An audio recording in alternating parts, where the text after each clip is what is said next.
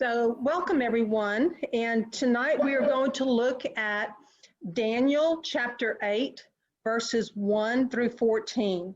So we are studying the book of Daniel, and prophecy, like I shared earlier, is unfolding before our very eyes. We see the beast rising and nations positioning and posturing themselves.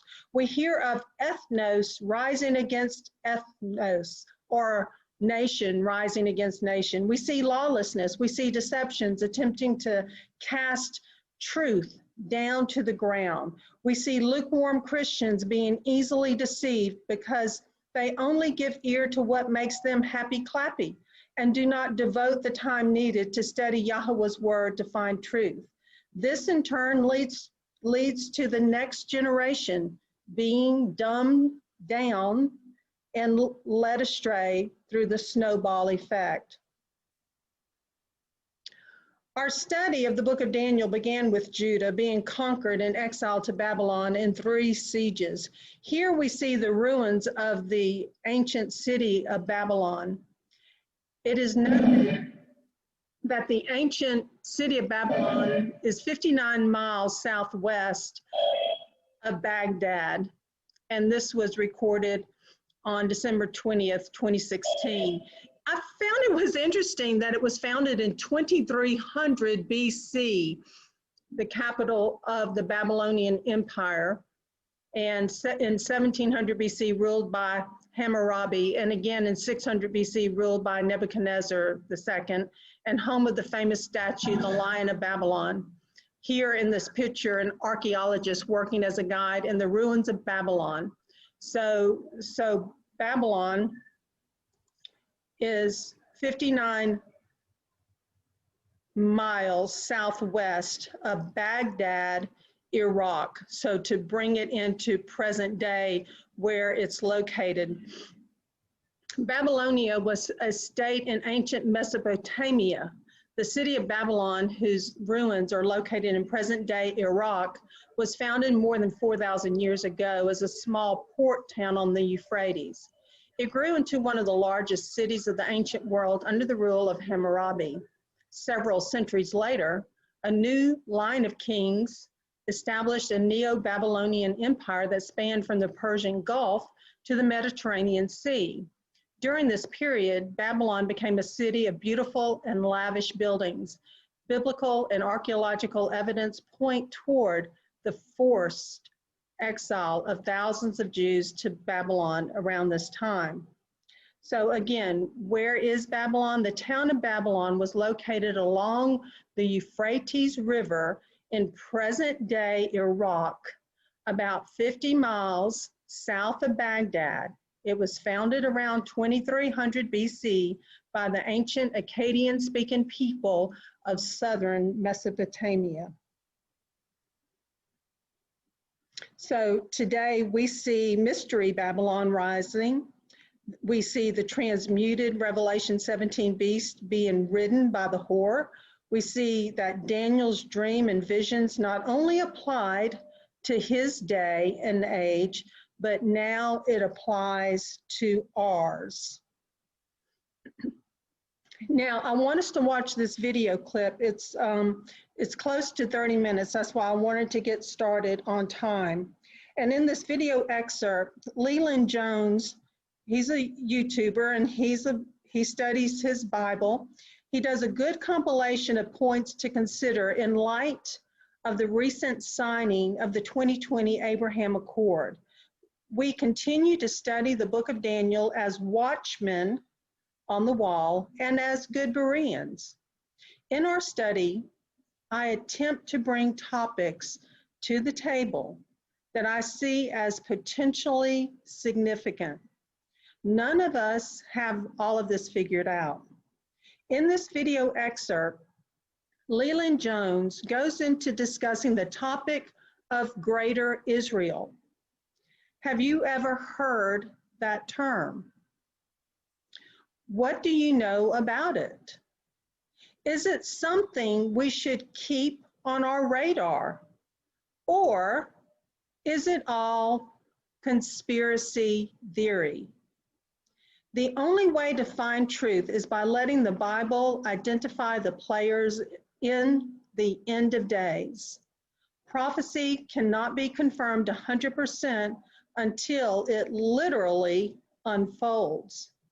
We recall on page 11 of our Daniel study book that many prophetic expositors attempt to understand unfulfilled prophecy in a quote unquote best guess manner. Prophecy is only fully understood at the time of fulfillment. Although we can discern much from past history to aid the understanding of unfulfilled prophecy, we must be aware that any interpretation of future prophecy may need to be adjusted. So with that, let me begin this excerpt. To discussing this in detail with you, Mr. President, because I think that if we work together, we have a shot. And we have been discussing that, and it is something that is very different, hasn't been discussed before, and it's actually a much bigger deal, a much more important deal in a sense. It would take in many, many countries, and it would cover a very large territory. So I didn't know you were going to be mentioning that, but that's now that you did, I think it's a terrific thing. And I think we have some pretty good cooperation from people that in the past would never, ever have even thought about doing this. So we'll see how that works out. Okay? It's a much bigger deal, much more important deal. It would take in many, many countries, and it would cover a very large territory. This is the Daniel 9:27 peace deal, and he shall confirm the covenant with many. We have been discussing that, and it is something that is very different, hasn't been discussed before, and it's actually a much bigger deal, a much more important deal in a sense. It would take in many, many countries, and it would cover a very large territory. So I didn't know you were going to be mentioning that, but that's now that you did, I think it's a terrific thing. And I think we have some pretty good cooperation from people that in the past would never, ever have even thought about doing this. So we'll see how that works out. Okay? So you can see most clearly that the Abraham Accords are most certainly the covenant with many. It will include many, many countries. It would take in many, many countries. Okay, so here you see the coin written by the Sanhedrin of the peace deal. We've told you all along, this is the peace deal. Okay, this peace deal is between the United States and Israel, but it's also a covenant with many others. And when they say peace and safety or peace and prosperity, then comes sudden destruction. 1 Thessalonians 5. So guys, this is the Abraham Accords. We're going to show you what are they talking about, what are they signing, what is the significance of the UAE and Bahrain, what is this map. You can see this map there. We're going to get into that later in the video and how significant it is, this larger territory he is talking about, okay? And what is the Abraham Accords? We know this is the Abraham's Faith Initiative combining Christianity, Judaism, and Islam, okay? And this is all encompassing. You have the deal of the century, the Abraham Accords, Pope Francis, his Human Fraternity for World Peace, and the State Department's International Religious Freedom. All of these are the Abraham Accords, combining the different religions, which is what the Antichrist does. He corrupts the Bible, he corrupts the land, he divides the land by gain, and it's much bigger territory. You can see that's what he clearly stated. Okay, so the children of Israel walked in this area of this map. Astonishing.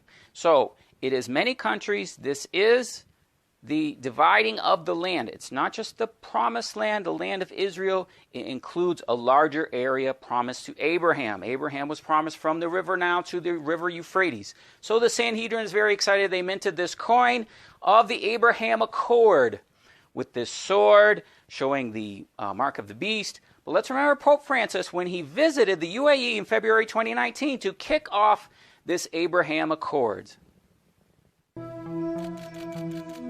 During the Pope's historic trip as the first pontiff to the UAE for the Human Fraternity meeting, a document on human fraternity was drafted, along with the Sunni Imam al-Tayyib. The 5-page document is broken down in various parts, touching on some of the plagues of the current time and what unites humanity. It seems he meant the new page part quite literally, as from February 4th forward, a new fraternity may have been found between these two religions. So this is unprecedented. The peace deal is multifaceted. It's very important that the people understand the players involved and what they are doing. This is a major portion of the peace deal, okay? And they're signing this document of human fraternity for world peace. And they're establishing this Abraham house of worship, this center. And there will be 3 places of worship: a mosque, a Christian church, and a Jewish synagogue. Here you can see them signing the foundation stone for whichever one that is. So it's very important that we don't lose sight of the idea that the peace deal and Donald Trump's deal of the century is also being administered by Pope Francis. Here you can see the renderings of the 3 buildings for this initiative called the Abrahamic Faiths Initiative, the Abraham House of Worship. Now this should be able to give us more clarity when we see the UAE establishing ties with Israel and why they called it the Abraham Accords. I want to thank the leaders of Israel and the UAE for their courage and for their leadership to forge this tremendous agreement.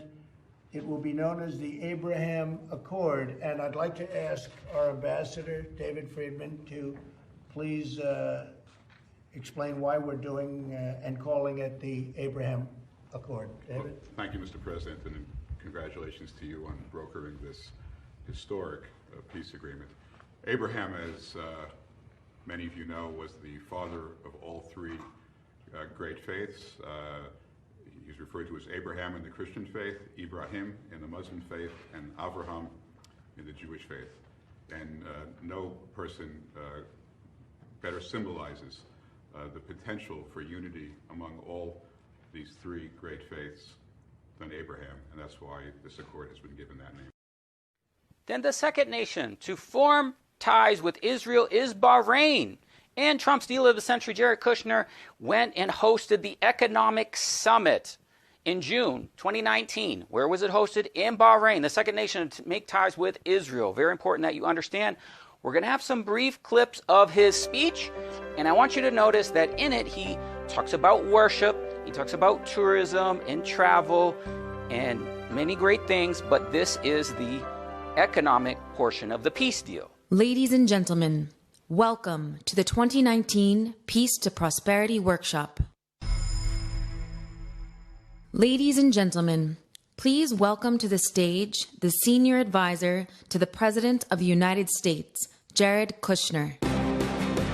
The Peace to Prosperity vision is a modern framework for a brighter and more prosperous future. It is a vision of what is possible with peace. The freedom for people to worship without persecution. The goal of this workshop is to begin thinking about these challenges in a new way. Let's try to view this conflict and the potential of the entire region through a different lens and work together to develop a concrete plan to try and achieve it. For a moment, imagine a new reality in the Middle East. Imagine a bustling commercial and tourist center in Gaza and the West Bank where international businesses come together and thrive. Imagine the West Bank as a blossoming economy full of entrepreneurs, engineers, scientists, and business leaders. Imagine people and goods flowing quickly and securely throughout the region as economics become more integrated and people become more prosperous. This isn't a right plan, and we need to create the right environment. While we endeavored to create the framework, The hope from this workshop is that we will be able to freely and constructively discuss the different ideas, get peer feedback, modify, and then ultimately finalize a vision as a globally supported plan. So since I know a lot of people here like to start with the numbers, we go with a program that's about a $50 billion program. This comes from grants, which is about $13 billion. This is all done over 10 years. Then we do subsidized loans, about $25 billion, and we have the private capital, about $11 billion. If you notice the early years, we're heavy on the grants and figuring out how to get the subsidized loans more and over time, because we're trying to create the necessary conditions for people to be able to make this area invest. This is one slide that I actually thought was very interesting, which shows that we're actually starting from a pretty strong place relative to peers. When I show this to people, they're actually quite surprised. If you go on the right side, you'll see that you have the West Bank and Gaza with a GDP per capita of about $3,000 per person. If you go to the West Bank, which is more governed right now, you have about $3,800 per capita. If you compare that to Egypt, it's $2,500. Jordan's $4,000. Lebanon's $8,500. Morocco's $3,000, and Tunisia's $3,500. If you go to debt to GDP, you have Egypt at 100%, Jordan at 94%. West Bank and Gaza are at less than half of that. So starting from a relatively strong place, that if we can start doing these investments, create a peace environment, create a good security apparatus, there is a ton of potential for people to really start rising in a very, very quick way. But what we did is we put the majority of the projects in Gaza and the West Bank, but then we also figured out what projects can we do in Jordan, Egypt, and Lebanon to also figure out how to get those economies to start rising and better integrated as well. Hopefully use this as a way to change the course of history in this region. So here is Bahrain, and you see their flag, and the UAE and their flag, and where they are located as part of these many participating in this covenant. Notice in the speech he also said the bordering nations would also participate in this deal. Okay? Now, this is exactly what Donald Trump said in his trip to Saudi Arabia when he talked about combining the Sunni Arab nations in a new Arab League. Okay? And that's exactly what he's done. Now, for the Muslims, in tourism, when they make the ties with Israel, that means that the Muslims can travel to Jerusalem. If they travel to Jerusalem, they can go to the Al-Aqsa Mosque. That's what he's talking about when he's talking about worship, that all three religions would have free worship on the Temple Mount. Okay? Now, obviously, only one is there now, so that would have to change. So Jerusalem thus becomes the world center of religion, the world center of government. Okay? And that's what the prophecy says about the Antichrist. And this is leading to a Jewish third temple. Make no mistake, that's what all this is. All the nice words and peace accords, this is what it's talking about. That's the prophecy that's being fulfilled. And it's including a larger territory.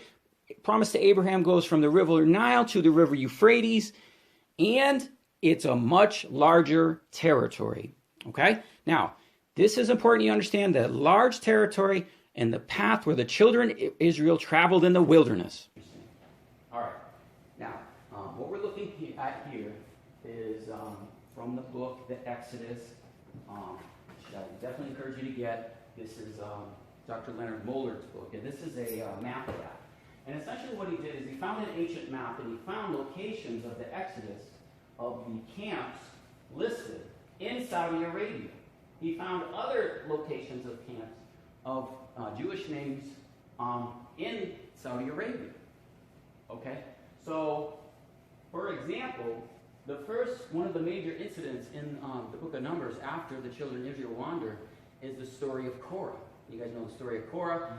They revolted against Moses, right? They revolted against them, and Moses said, okay, whoever's on my side, stand here. Whoever is with Korah, and those on his side, stand here. And this place right here, this is in Mecca. Let me say that again. So the incident in the Bible of Korah revolting against Moses is Mecca and Medina. So the religion that's revolting against God is the same spirit that they built these Islamic cities on. And they gather and they do Hajj right over this event. Okay? So this is an example of things in the land, memorial things that are in the land that, people do. So anyway, not to go through all of this, but basically the children of Israel wandered in the wilderness in Saudi Arabia. Okay? within this place, guys, there were children of Israel that stayed along this route. Not all of them decided to go. It's like, okay, we're all going to die here. So instead of dying and going to the promised land, we'll just stay here. So there's evidence of Jews all throughout this area, the children of Israel in this area, keeping this Hebraic language and the writing and everything, okay? But the story here is, again, they wandered. Now that video was from a couple years ago, and I just want to take a quick moment and show you a couple things of what we're getting at here. So in this area here is the country presently of Yemen. Now you can see they have in English as Jamin, okay, but really in Hebrew that's Yamin, and Yamin means right hand. Okay, so at the right hand means Yemen. So the actual country of Yemen is a Hebrew name. Okay, and if you go to Israel, you'll notice that there's many Yemenite Jews. Well, why is that? Well, the children of Israel passed through this route in the wilderness. And so he identified many of the places listed in the Numbers chapter 33 where he found those similar names on this old map. Okay?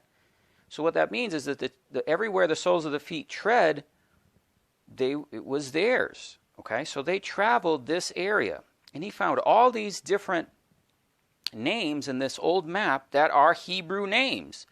Reuben, Asher, Israel, Ammon, Haran, Joseph, Moses, etc. It was also in Saudi Arabia that Dr. Kim found the famous menorah. But yes, it is true, the incident of Korah, here you can see Korah is right next to Medina.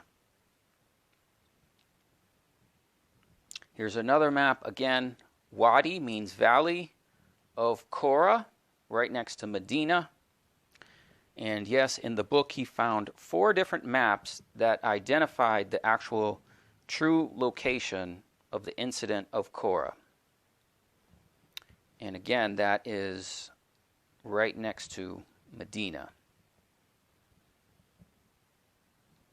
So when we look at the region, here is Yemen. Again, that's Hebrew for right hand. All right. Now, it says that the Antichrist will divide the land for gain. Now, typically what we thought when he was talking about dividing the land is the land of Israel, the promised land of Israel, includes several borders. Okay. One of those areas of the borders is outlined in Deuteronomy and Numbers and Ezekiel, and that's close to modern Israel. It goes farther, okay, farther north into Lebanon, all right? But that is not the boundary promised to Abraham. The boundary promised to Abraham, and you can see right here, the boundary promised to Abraham we have in white, it follows the Euphrates, okay? And this is the Euphrates. This is my drawing, so don't take this too perfectly. But basically what it does is it goes up into this portion of Turkey and passes down into the Persian Gulf. So that's the Euphrates border there on the east, and then it says it goes to the great river of Egypt. That's the Nile. Okay, see here in white we got Egypt. So that's God's promise to Abraham. Now, it says the great desert, and that kind of doesn't really tell us what that boundary is in the south. Okay? And of course, the children of Israel, when they passed through the wilderness, okay, here's Mecca and Medina. We saw where Korah was. They passed through here. They wandered in this area. And isn't that amazing? It's possible that they actually went as far as where the United Arab Emirates was, okay? So that's how it's possible for that to actually be the Abraham Accords, or God's promise to Abraham. Now, of course, God's promise to Abraham is the Holy Covenant, which talks about it in Daniel 11, all right? Now, the Antichrist it's not a Holy Covenant. He's doing this for gain. He's doing this for himself, okay? But he's using the prophecies in the Bible to accomplish this, okay? Now, you'll notice before I showed you a coin, which you see here. Okay, now this is an active coin in Israel. It's a small amount. It's like cents, okay? But really what's going on is this is the boundary on the Mediterranean Sea right here, okay? So you clearly have this angle going like this. Then what it's doing is it's extending the landmass beyond the modern-day Israel. It's obviously going farther. It's going into Jordan and possibly Syria here. By here, it's like Iraq. So this is something called the Greater Israel Project, or Greater Israel. And that means that Israel does not recognize any borders in the Middle East. They think all of this is their land. So they're going to just keep pushing and pushing. Okay? They're going to go into the Sinai. This is going into Sinai, into Egypt. This is going down. This is going into Saudi Arabia. Okay, let's take a look at a map to get a handle on all this. So here's Google Maps, and if we just overlay the coin here, you see this angle. You can see that is this angle here. Okay, so as this comes down and bends, that's the same thing you see here, coming down and bend. So, the Israelis are so, bold, they put this right on their currency. But, the people are too stupid, they don't know what's going on. But that's what this is. So you can see what this is doing is this is taking this modern border here, okay, and then it's extending to the east. So where that is exactly, it's a little hard to determine, but what we can do is we can see what they're doing is they're extending this quite far to the Euphrates. And this is the Euphrates over here, okay? And then it would kind of come down, and in this fashion, as you can see, it would come down lower and turn up so that it would accomplish what they're saying. Now, it doesn't have to go to the Nile. There's another kind of river here that they may be saying. Okay? But let's see. Here's another kind of view of it. And here again, we kind of overlaid this along the border, in which you can see. And now you can see as we overlay, it goes through Egypt here, Sinai, goes down, includes Jordan, includes Saudi Arabia, is coming up here and then it's coming to the Euphrates. Okay, so it's including, all this area. So this is called the Greater Israel Project.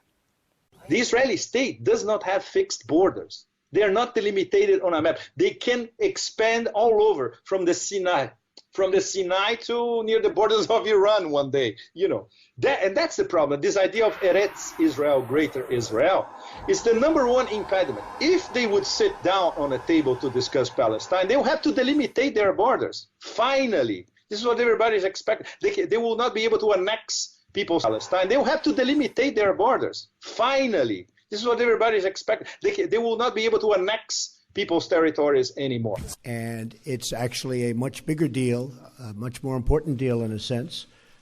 It would take in many, many countries, and it would cover a very large territory. So, in Ezekiel chapter 17, we can see this covenant. It says, the king of Babylon, that's Donald Trump, will come to Jerusalem and take the king of Jerusalem, and that's Benjamin Netanyahu, and the princes thereof, and lead them into Babylon, and have taken the king's seed, and has made a covenant with them, and has taken an oath with him, and he has also taken the mighty of the land. Now, mighty in the Hebrew is ayil, which means ram, and this leads us to Daniel chapter 8, verse 20. The ram which you saw with horns are the kings of the Medo-Persian Empire. So now we have the large territory. So the Jews believe that Donald Trump is a Cyrus-like figure. Now they like to think that because he will build them a temple. So they're expecting Donald Trump to build the temple, the third temple, okay? But they also expect him to be a king and to reign over the Medo-Persian Empire that Cyrus had. So that's why this mighty of the land, this ram, okay, you have this goat going against the ram, and that means that the United States would be the goat coming from the west in Daniel chapter 8, going against this territory, this large territory, which is basically the whole Middle East, So basically the Middle East can decide, okay, you're either with the Antichrist or you're going to war, okay? So the modern state of Iran is the adversary there. Syria is. Russia's coming in. So yes, this is leading to Armageddon. There's no question. Basically, all the nations have the opportunity to decide. You can either be with United States and be with Israel and come worship the Antichrist in Jerusalem, or be destroyed. So I know that sounds crazy, but this is what's really going on, okay? This is what Bible prophecy teaches us, okay? And this is how we can understand what is taking place, because it's very difficult because there's so much confusion. Very few people are leading the sheep to the proper information. So this is the former Medo-Persian Empire, okay? So when it says he's taking the mighty or the ram's land, in Daniel 11 it says the Antichrist will divide the land for gain, okay? So this is the former empire, all right? It's going all the way into Africa. It's going into Libya. And it says that he reigns from India, okay, over here to Ethiopia. Why do you think Donald Trump went to India?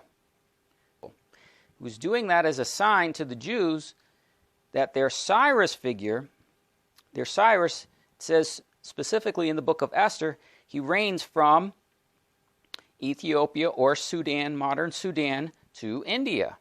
So his trip to India was a sign that he is taking dominion, okay, of that whole territory. That's why they're saying it's a very large territory.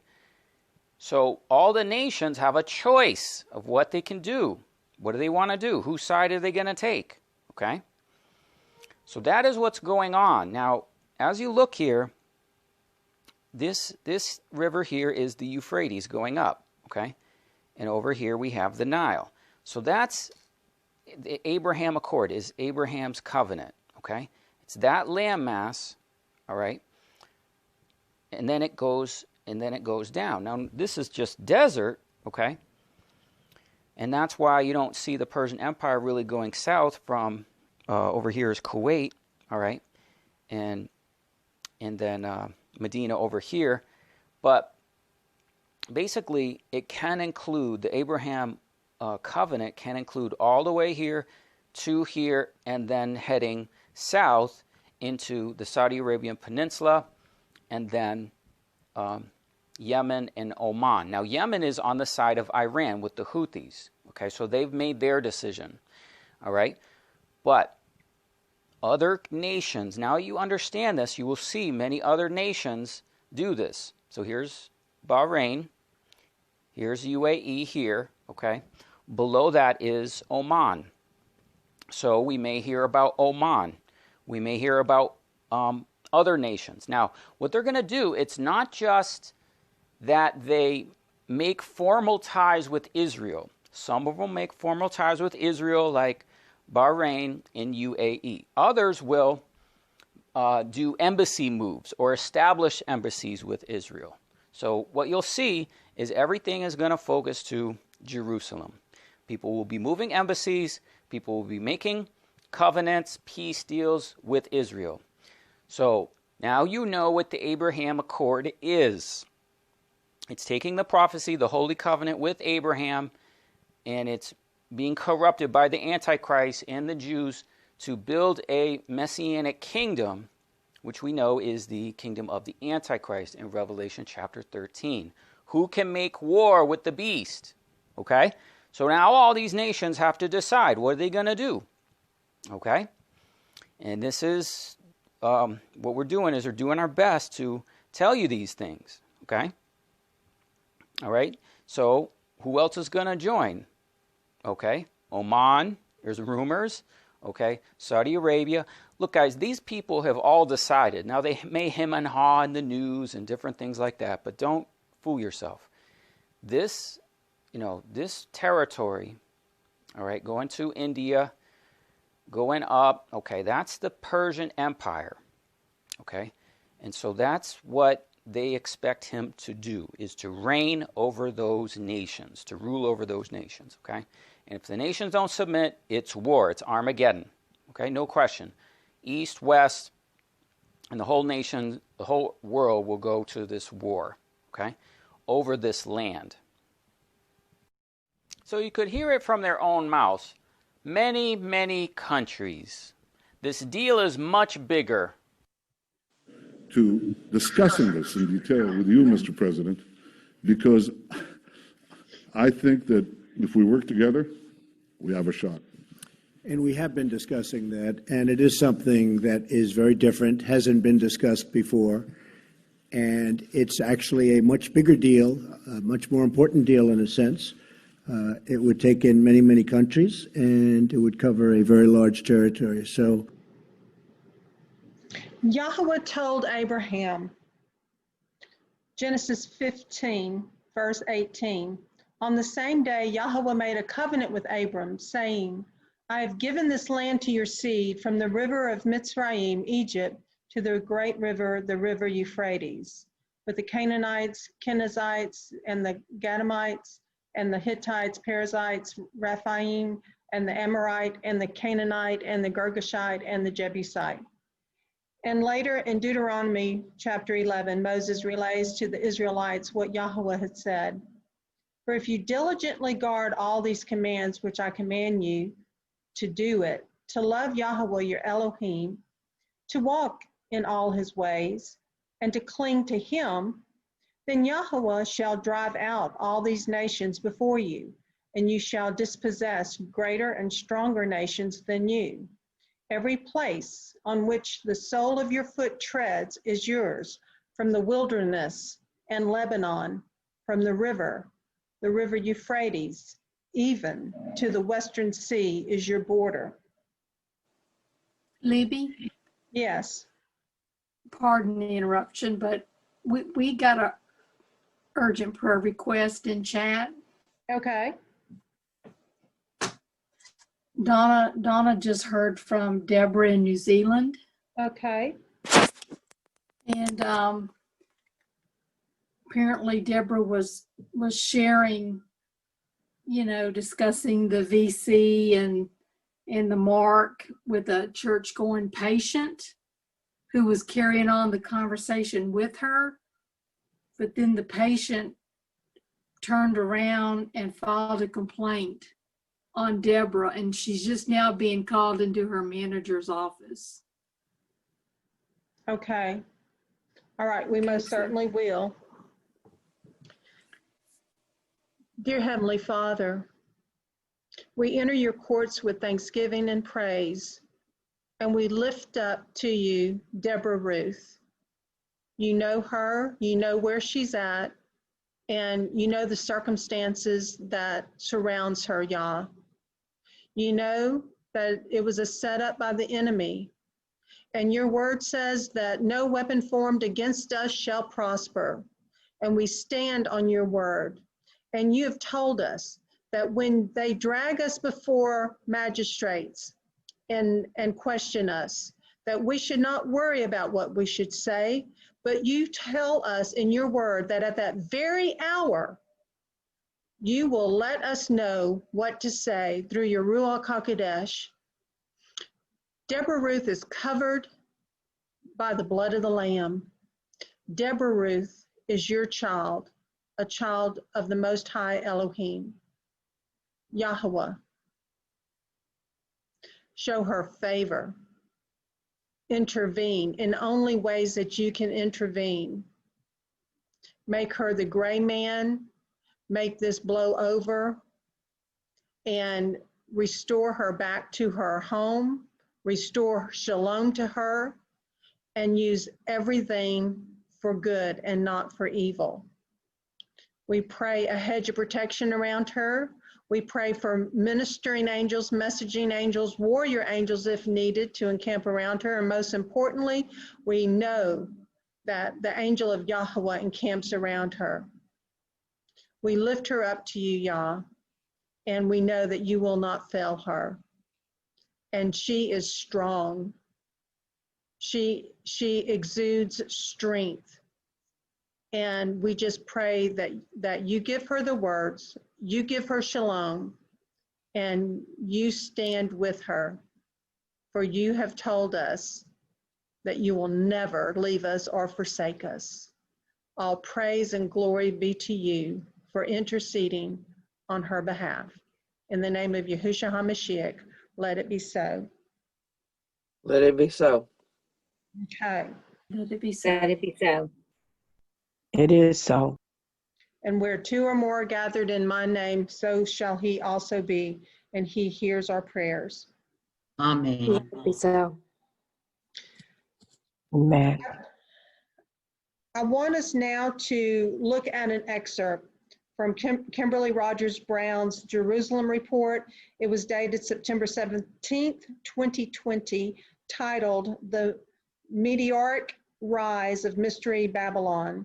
And if you have not subscribed to her Jerusalem report, then I would suggest you do so. She usually puts out a weekly report. It starts with telling us the U.S. brokered the Israel-Bahrain agreement after the announcement of the U.S. brokered normalization agreements between Israel and the United Arab Emirates. Senior Bahraini officials called President Trump's senior advisor, Jared Kushner, and White House envoy, Avi Berkowitz, with a message. We want to be next, said U.S. officials involved in the talks. A source familiar with the talks said the White House wanted the agreement with Bahrain to go through because the signing ceremony of the Israel-UAE deal on September 15th, because normalization deals with Israel on the same day, the message to the region and the world would be stronger. Bahrain's new alliance with Israel may help it entrench its power and crush any resistance to authoritarianism or efforts towards freedom and democracy. In normalizing ties with Israel, Bahrain is ensuring it has gained an ally that is equally committed to maintaining the status quo and preventing the success of any popular uprisings, as was done by Saudi Arabia, which sent troops to Bahrain during the Arab Spring uprising in 2011. Bahrain is the Gulf monarchy, most at odds with its own people, argued Rabbani.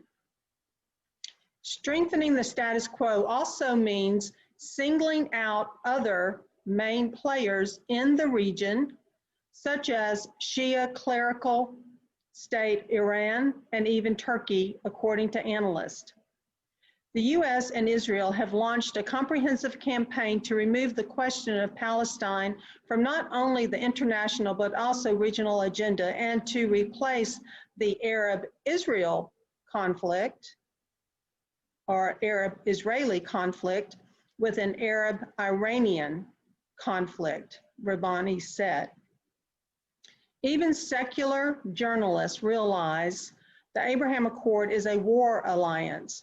Mystery Babylon is rising on the premise of war, and not just military war, but war against the world's civilians under the auspices of COVID. Israel365news.com says this is prophetic of beating swords into plowshares in a manner hinting at the prophesied beating of swords into plowshares. The agreement called for the further development of friendly relations meets the interest of lasting peace in the Middle East, and that challenges can only be effectively addressed by cooperation and not by conflict. This would be accomplished through diplomatic engagement, increased economic cooperation, and other close coordination. Diplomatic engagement is an interesting phrase given that Revelation 18:3 says the nations will fornicate with Jerusalem, the whore. The nations that have signed onto the Abraham Accord are now, quote unquote, engaged to Israel. It is Israel's intent that these will become wife. In other words, they are betrothed now. The increased economic cooperation is also in Revelation 18:3. Israel is to become an economic power. There was the guy Pepe Escobar in that video excerpt, and I just did a little clip out of Wikipedia to see who he was. He's a Brazilian journalist. He writes a column, The Roving Eye, for Asia Times Online, and works as an analyst for RT and Sputnik News, as well as Press TV. In addition, he previously worked for Al Jazeera. Escobar has focused on Central Asia and the Middle East and has covered Iran on a continuous basis since the late 1990s. So I did want to look into a little bit of these things presented in that video clip. I also wanted to look up more about Greater Israel. And this excerpt is from Global Research. It says, Trump's deal of the century is quote unquote, Greater Israel. It denies the Palestinians all its territorial rights. Israel plans to annex the entire Jordan River Valley as well as the illegal settlements in the West Bank. Trump's deal of the century has been supportive of the quote unquote Greater Israel project, which also consists in the derogation of Palestinians, quote unquote, right of return, by naturalizing them as citizens of Lebanon, Jordan, Syria, Iraq, and elsewhere regionally where they reside. Bear in mind, the Greater Israel design is not strictly a Zionist project for the Middle East. It is an integral part of U.S. foreign policy. Its strategic objective is extend U.S. hegemony as well as fracture and balkanize the Middle East. Trump's decision to recognize Jerusalem as Israel's capital is intended to trigger political instability throughout the region. According to the founding father of Zionism, Theodore Herzl, the area of the Jewish state stretches from the brook of Egypt of the Euphrates, according to Rabbi Fishman. The promised land extends from the river of Egypt up to the Euphrates. It includes parts of Syria and Lebanon.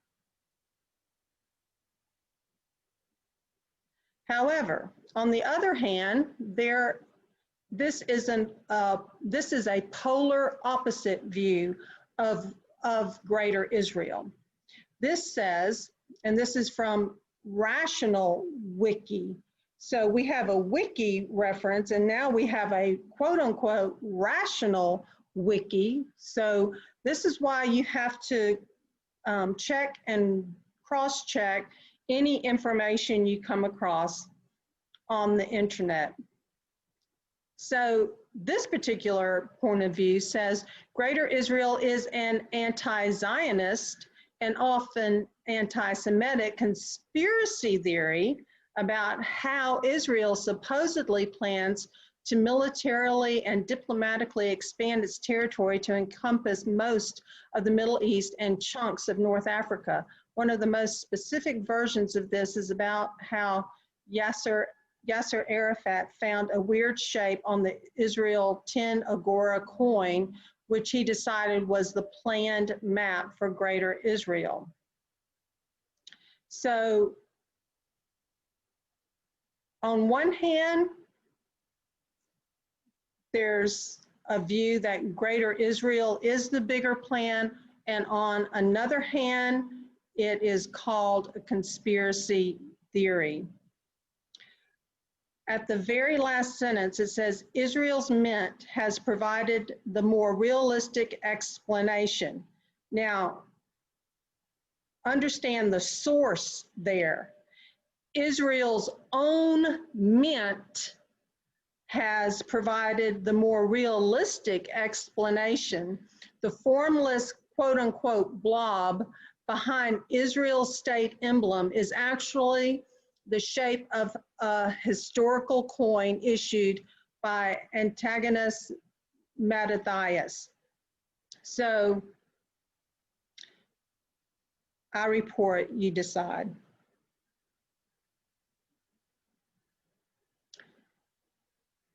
Here we have the National reported this article, and it's dated September 21st, 2019. It was titled, UAE Vision of Interfaith Harmony Takes Shape in Abrahamic House of Fraternity. Design unveiled in New York brings together mosque, church, and synagogue in one setting. There's never been a building that has the three faiths in one form. I wanted to see if we could make a building that has the unique experience of each of the faiths, but to connect them all with one device, and that is the garden. The mosque will be oriented toward the Kaaba in Makkah. The church's altar will point east towards the sun, and the synagogue's podium and Torah will face Jerusalem. Each building will have a separate street entrance, but with the ground rising gently into a podium in the middle of the site. Visitors to the garden will be able to peer into all three buildings. The project is due to be completed in 2022. The design is very contemporary, but it is rooted in the histories of all three faiths. Mr. Ajay said, I am deeply humbled to be involved. It's a once in a generation moment. The Higher Committee of Human Fraternity has 8 members. They chose the U.S. financial capital for their second meeting to coincide with the UN General Assembly. The annual gathering of world leaders was an opportunity to fulfill their mission of spreading harmony and understanding, the committee said. So I'll leave all these links to these various articles in the description section beneath the videos.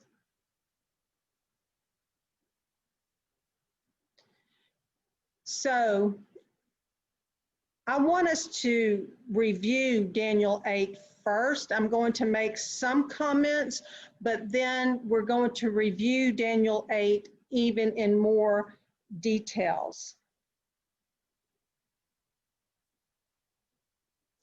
So would someone like to read Daniel 8:1 through 8:6? Shall I read? May I read? That would be great, Joy. Okay. Daniel's vision of the ram and the goat. Daniel 8:1. In the 3rd year of the reign of King Belshazzar, a vision appeared even unto me, Daniel, after that which appeared unto me at the first. And I saw in a vision, and it came to pass when I saw that I was at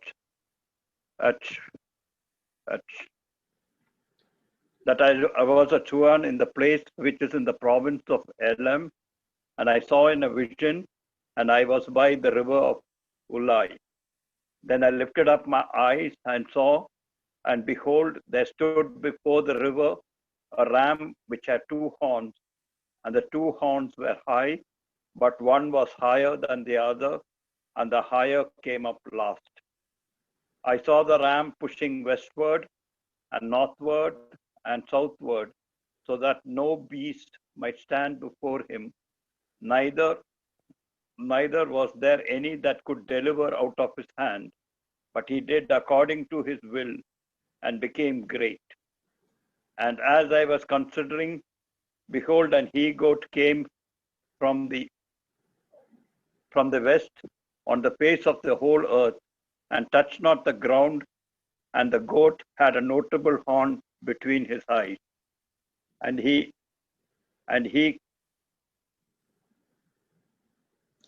came to the ram. Is it, you may not be able to view it on your device, Joy, but it says, and he came to the ram that had 2 horns, which had, after that I'm not able to see. Okay, which I had seen standing before the river, and ran unto him in the fury of his power.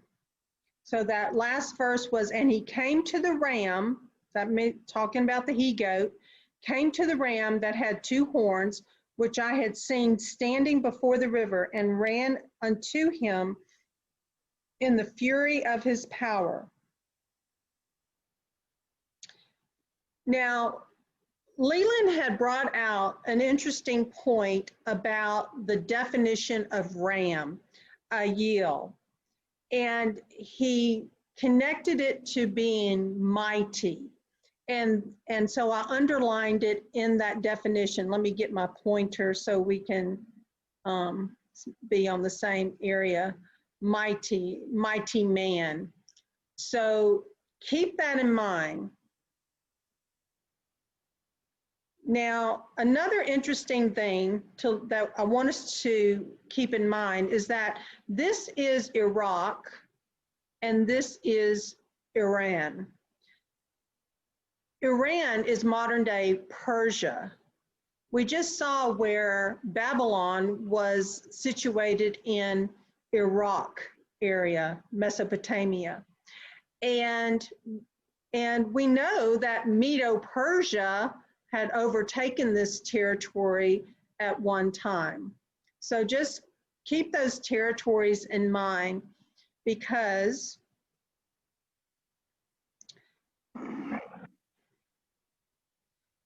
where it says, and I saw in a vision, and it came to pass when I saw that I was at Shushan or Susa in the palace, which is in the province of Elam, and I saw in a vision, and I was by the river of Ulai. Now, that's important because it's telling us the location where he saw the ram. And this is the location of where he saw the ram.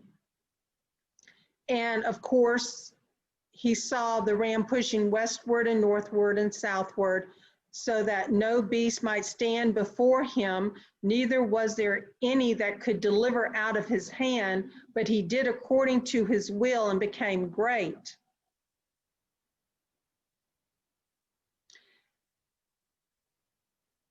Periodically, I'm going to bring in excerpts from Kimberly Rogers-Brown's report on the meteoric rise of Mystery Babylon.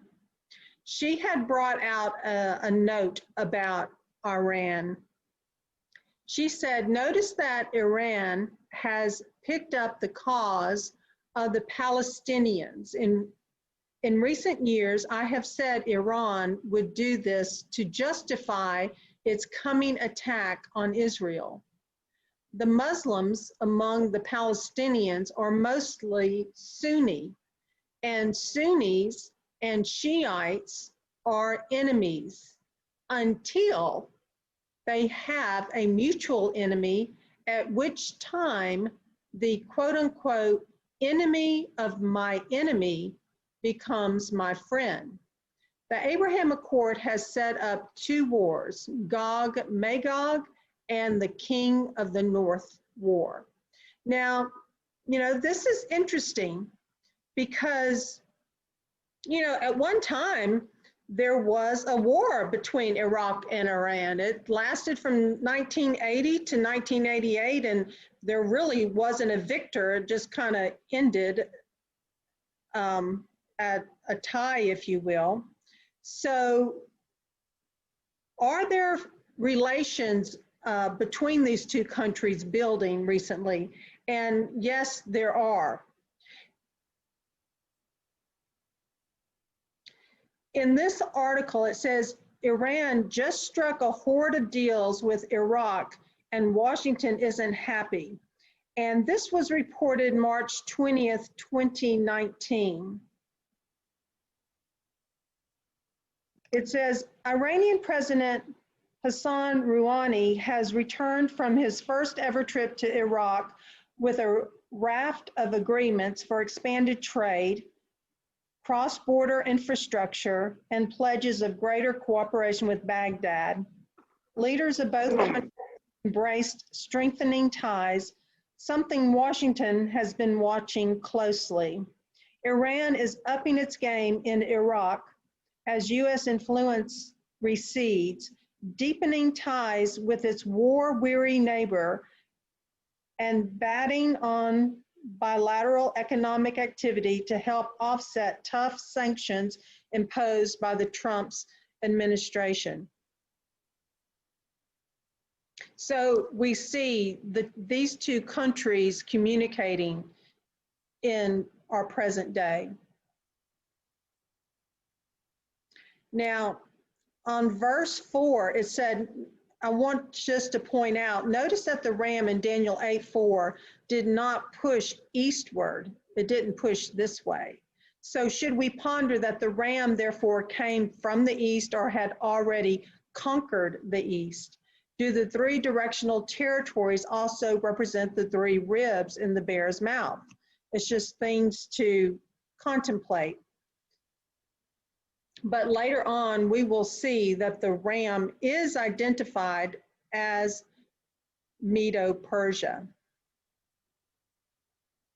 Now, the horns. I thought in verse 3, that was interesting. It said, then I lifted up my eyes and saw, and behold, there stood before the river a ram which had two horns, and the two horns were high, but one was higher than the other, and the higher came up last. Well, that was interesting. And I was just like, well, what does that mean? And I looked up, well, when was Iraq formed? And found that the Kingdom of Iraq gained independence from the UK in October of 1932. And I said, well, what about Iran? Well, Iran dates back all the way to Median Empire, 678 BC. So I never realized how recent actually Iraq had gained independence from the UK. So just food for thought. Does it correlate to one was higher than the other and the higher came up last? Is it talking about these two current nations? Don't know, just pointing things out to consider. Now, on this map, we see Susa or Shushan and the river Ulay. And here's the Persian Gulf. So there you go, right there. And we also see, I had included the ruins of ancient Babylon here that exist to this day in Iraq. And Iraq is the Babylonian territory where Baghdad is. Another interesting definition I came across. So we know that ram means mighty, and Ulay means my leaders. It means mighties. So keep that in mind, because as we get further into Daniel 8, there's a mention of the mighties and the holy people. So keep that in mind, and those are two times, two different words defined as mighty. So Susa, the site currently consists of 3 archaeological mounds covering an area of around 1 square kilometer. The modern Iranian town of Shush is located on the site of ancient Susa. Shush is identified as Shushan, mentioned in the Book of Esther and other biblical books. Just a little background history there. So comparing these two maps, this is a current map. We have Iran and Iraq. And here, the common denominator in these two maps is the Persian Gulf. So here's the Persian Gulf, here's the Persian Gulf, here's Ulay River, here's Susa. So here we go. We are right here on the river, and Daniel is seeing the ram. So it's kind of interesting.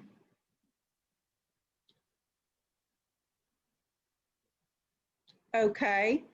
Would someone like to read Daniel 8:7 through 8:11? Okay. And I saw him come close unto the ram, and he was moved with choler, which means bitterness, against him, and smote the ram, and brake his two horns. And there was no power in the ram to stand before him, but he cast him down to the ground and stamped upon him. And there was none that could deliver the ram out of his hand. Therefore, the he-goat waxed very great. And when he was strong, the great horn was broken. And for it came up 4 notable ones toward the 4 winds of heaven.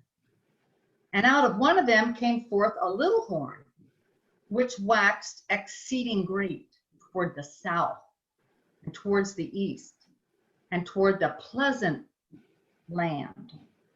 And it waxed great to the host of heaven, and it cast down some of the hosts and of the stars to the ground, and stamped upon them. Yea, he magnified himself even to the prince of the host, and by him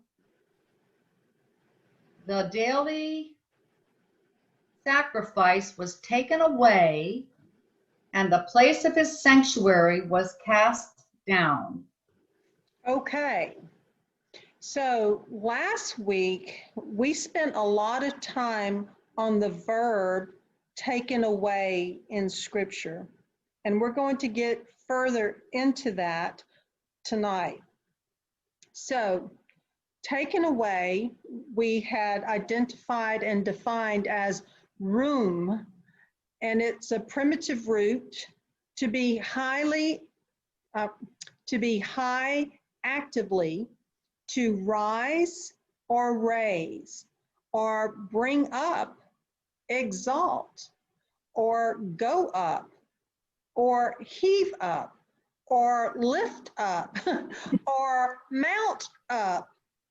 So it's very interesting that we have these Hebrew words that have dual meaning, but dual opposite meanings, if you will, because also it shows that room could mean take away. So we're going to look at this further as we go on. And like I said, we're going through these scriptures twice. This is just the first run that I'm just bringing out a few points as we go along. And we're going to define daily in great detail later on as well. In verse 8 also, it said, therefore the he-goat. And we last week identified how the he-goat closely relates to Esau and Edomites. And so we already have that in our minds from last Tuesday. And at some point, we'll probably review those definitions again. But therefore, the he-goat waxed very great, and when he was strong, the great horn was broken, and for it came up 4 notable ones toward the 4 winds of heaven. Now, in our Daniel study book, historically, we know that was Alexander the Great, and had the 4 commanders come up after him. But if we look at this great horn that this goat has, and no one could deliver the ram out of his hand, that kind of tells me that that is some type of superpower nation. And I believe Leland alluded it to be in the United States, and that's very possible. The horn is clearly identified later on in chapter 8 as being I believe it's a king, or I can't remember the exact phrase, but it very well could represent the U.S. president and a superpower, and that mighty horn, that horn militarily seems extremely strong because no one could deliver the ram out of his hand. May I make a comment here? Absolutely. Way back in the beginning of Trump's presidency, he said he was going after North Korea, then Iran, and then Israel. I don't know if anybody ever heard that, but I mean, that's a video that's out there where it came out of his mouth. So anyway, it just kind of ties in maybe. Yeah, that's interesting. Yeah. So yeah, and we are watchmen on the wall, and we're watching and waiting and watching prophecy unfold. So we will see. Any other thoughts on this before? And like I said, we're going to review these same scriptures again.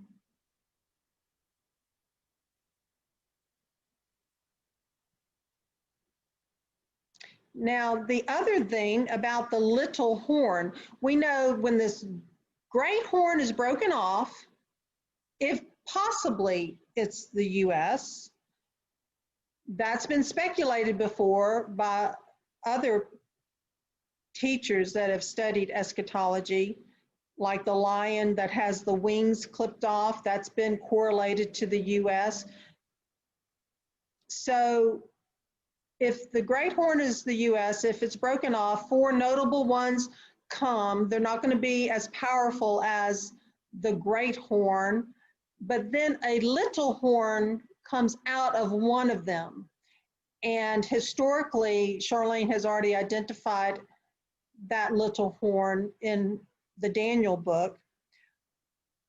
But I wonder if that little horn, I mean, even the shape on this map looks like a horn. Could Israel rise up through one of those 4 nations that has, and Israel has been closely working with the United States. Could that little horn possibly be Israel?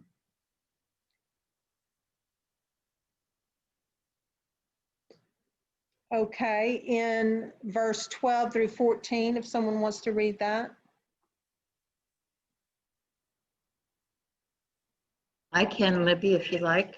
That'd be great. Thank you, Betty. Daniel 8:12. And an host was given him against the daily sacrifice by reason of transgression, and it cast down the truth to the ground, and it practiced and prospered. Then I heard one saint speaking, and another saint said unto that certain saint which spake, How long shall be the vision concerning the daily sacrifice and the transgression of desolation, to give both the sanctuary and the host to be trodden under foot? And he said unto me, Unto 2,300 days, then shall the sanctuary be cleansed.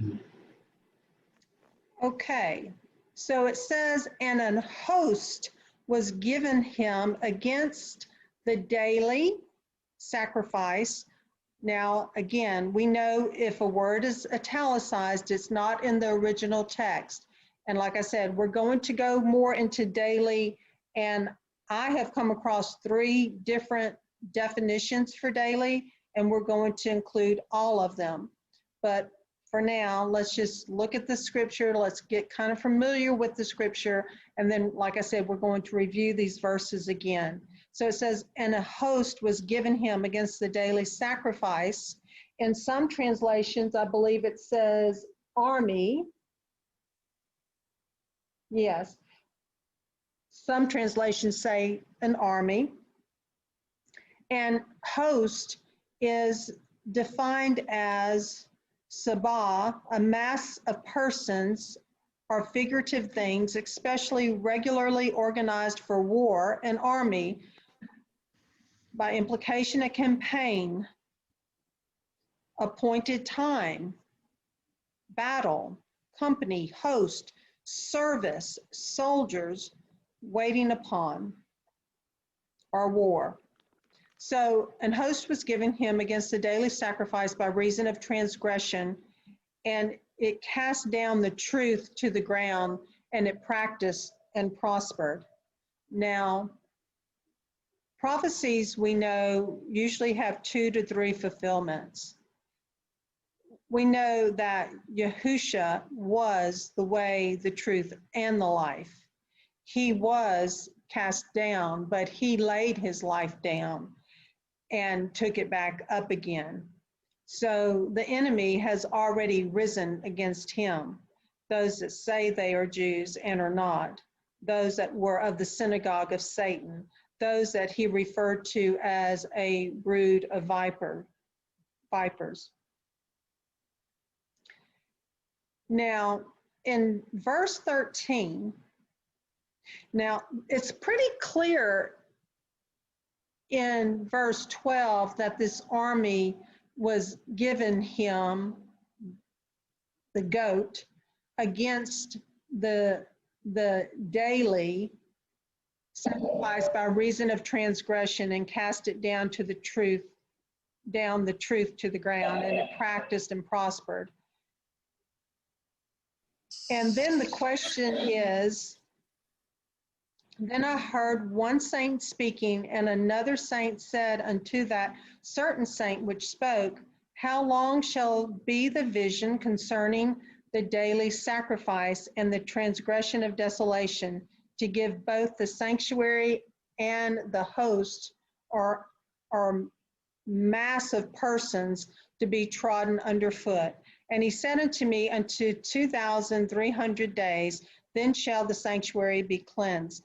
So historically and symbolically, in our Daniel book, that 2,300 days converts to 2,300 years. However, in the end of days, it seems to me that the 2,300 days will be for the time of the end as well. And we will see how it is stated to that effect here shortly. So if we continue to read, Betty, if you want to, just go ahead and read on. The interpretation of the vision. And it came to pass, when even Daniel had seen the vision and sought for the meaning, then behold, there stood before me as the appearance of a man. And I heard a man's voice between the banks of Ulate, which called and said, Gabriel, make this man to understand the vision. So he came near where I stood, and when he came, I was afraid and fell upon my face. But he said unto me, Understand, O Son of Man, for at the time of the end shall be the vision. Now, as he was speaking with me, I was in a deep sleep on my face toward the ground, but he touched me and set me upright. Okay. For at the time of the end shall be the vision. For at the time of the end shall be the vision. So for that reason, on that sample chart that I've used of Shauna Manfredine's, because of this verse right here, for at the time of the end shall be the vision, she chose to put that 2,300 days starting at the end and showing it expanded to the left. So 2,300 days is about 6 years and 5 months. And Joy had also noted in the Brenton's Septuagint that the 2,300 days is recorded as 2,400 days. So that's another interesting aspect, and I cannot tell you why there's a discrepancy there. So we are going to keep this in mind, that I thought that was a pretty good approach. And so if you start at the end and move it this way, and of course in Revelation, it would not be years, more than likely it would actually be 2,300 days. Okay. So Betty or Carol, would you like to pick up? I can go ahead if you like. Okay, Betty. And he said, Behold, I will make thee know what shall be in the last end of the indignation, for at the time appointed the end shall be. The ram which thou sawest having 2 horns are the kings of Media and Persia. and the rough goat is the king of Grecia, and the great horn that is between his eyes is the first king. Now that being broken, whereas 4 stood up for it, 4 kingdoms shall stand up out of the nation, but not in his power. And in the latter time of their kingdom, when the transgressors are come to the full, a king of fierce countenance and understanding dark sentences shall stand up. Okay, so this identifies the great horn as the first king. And it identifies the ram which thou sawest having 2 horns are the kings of Media and Persia. So in modern day times, that would be the area of Iran, Iraq, that area. And the rough goat is the king of Grecia, and the great horn that is between his eyes is the first king. So again, that first king is very, very powerful. Seems to be the leader of a superpower nation.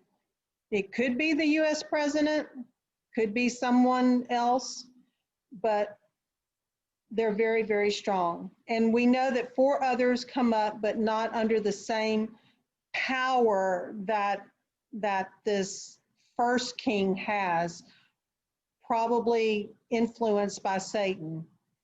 And verse 23 sounds like the manifested Antichrist for sure. And in the latter time of their kingdom, when the transgressors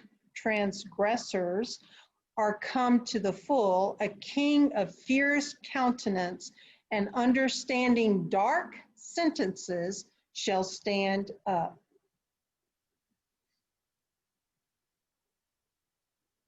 Okay, please go ahead, Betty. And his power shall be mighty, but not by his own power. And he shall destroy wonderfully, and shall prosper and practice, and shall destroy the mighty and the holy people. And through his policy also he shall cause craft to prosper in his hand, and he shall magnify himself in his heart, and by peace shall destroy many. He shall also stand up against the prince of princes, but he shall be broken without hand. And the vision of the evening and the morning, which was told, is true. Wherefore, shut thou up the vision, for it shall be for many days. And I, Daniel, fainted and was sick certain days afterward. I rose up and did the king's business, and I was astonished at the vision, but no one understood it. Wow. Yeah, that is wow. So right there at the very beginning in verse 24, it said, and his power shall be mighty, but not by his own power. I mean, we have a lot of spiritual warfare going on here, principalities and powers, and he shall destroy wonderfully, and shall prosper and practice, and shall destroy who? The mighty. What 2 words did we find that were identified as mighty? The ram and the Ulai River. And shall destroy the mighty. So it could be those people dwelling in that region, and who else? And the holy people. And he shall magnify himself in his heart, and by peace shall destroy many. So he's going to come as an angel of light. The other thing, again, in verse 26, it says, wherefore shut thou up the vision, for it shall be for many days. I want to share yet another excerpt from Kimberly Rogers-Brown's report, The Meteoric Rise of Mystery Babylon.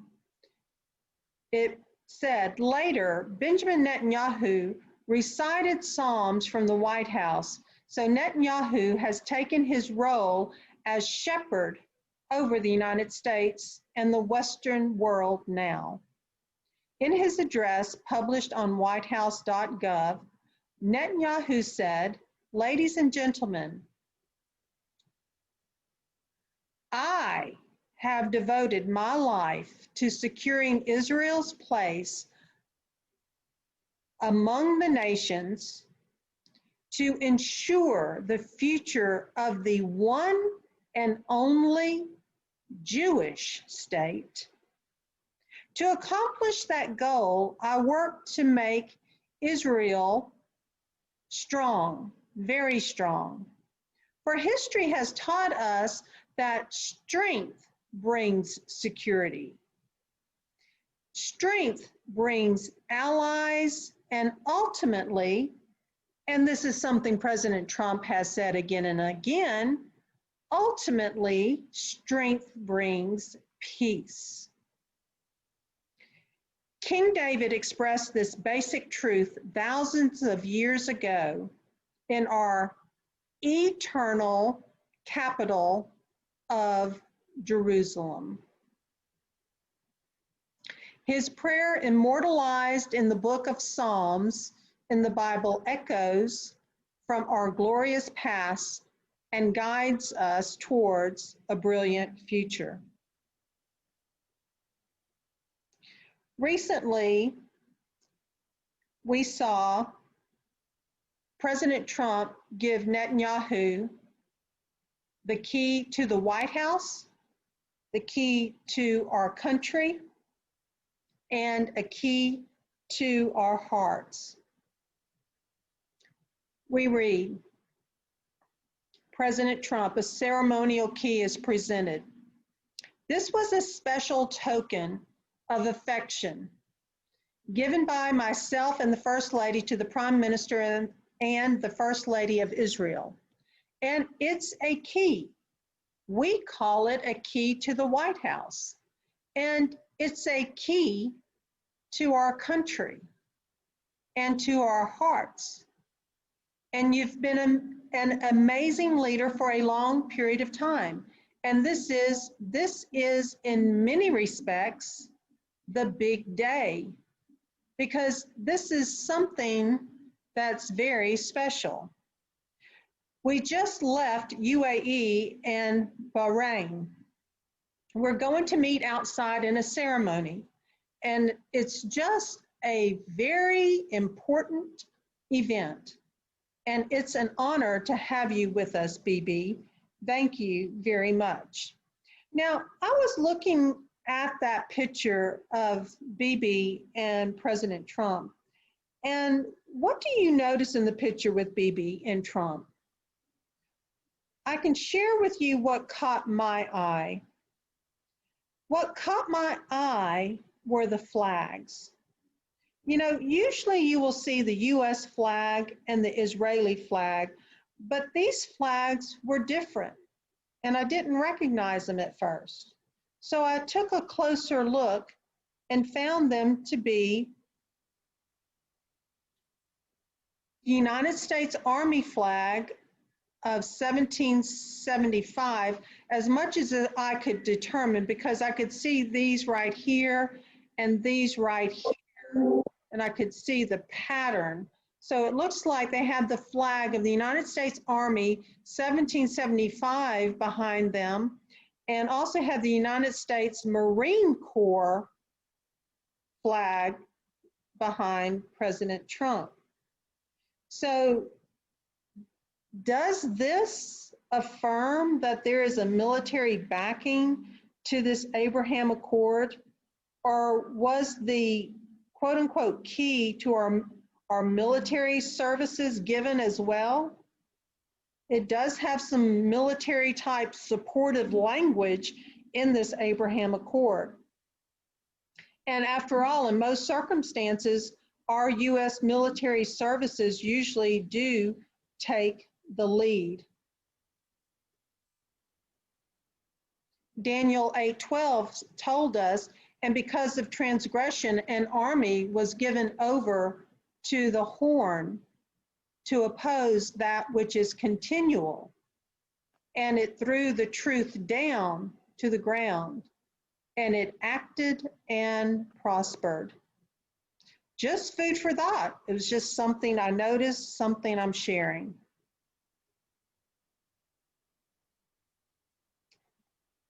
On to another excerpt from this same article.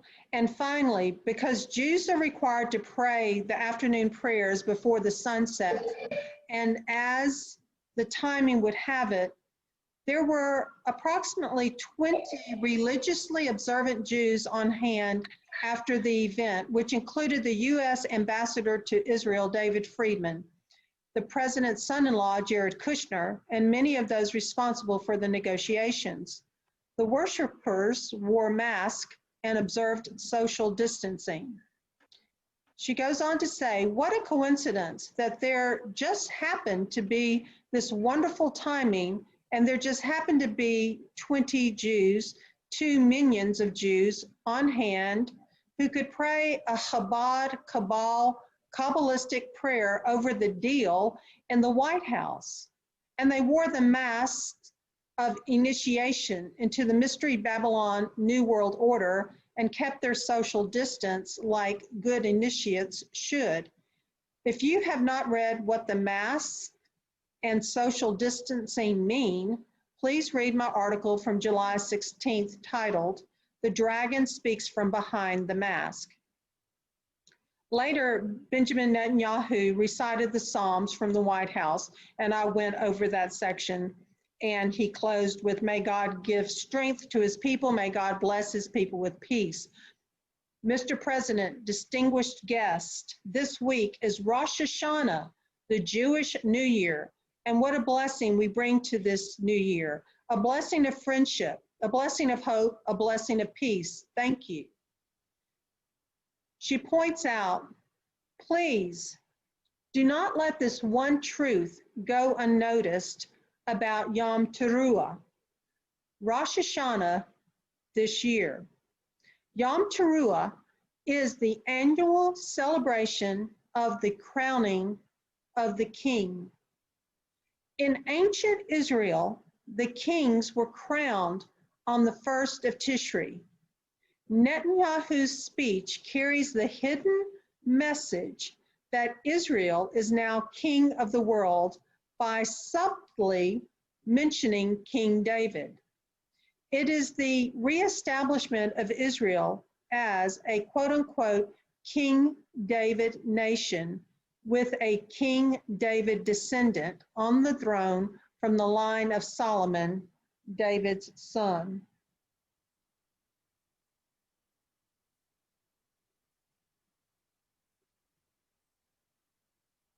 So Yom Teruah is the annual celebration of the crowning of the king.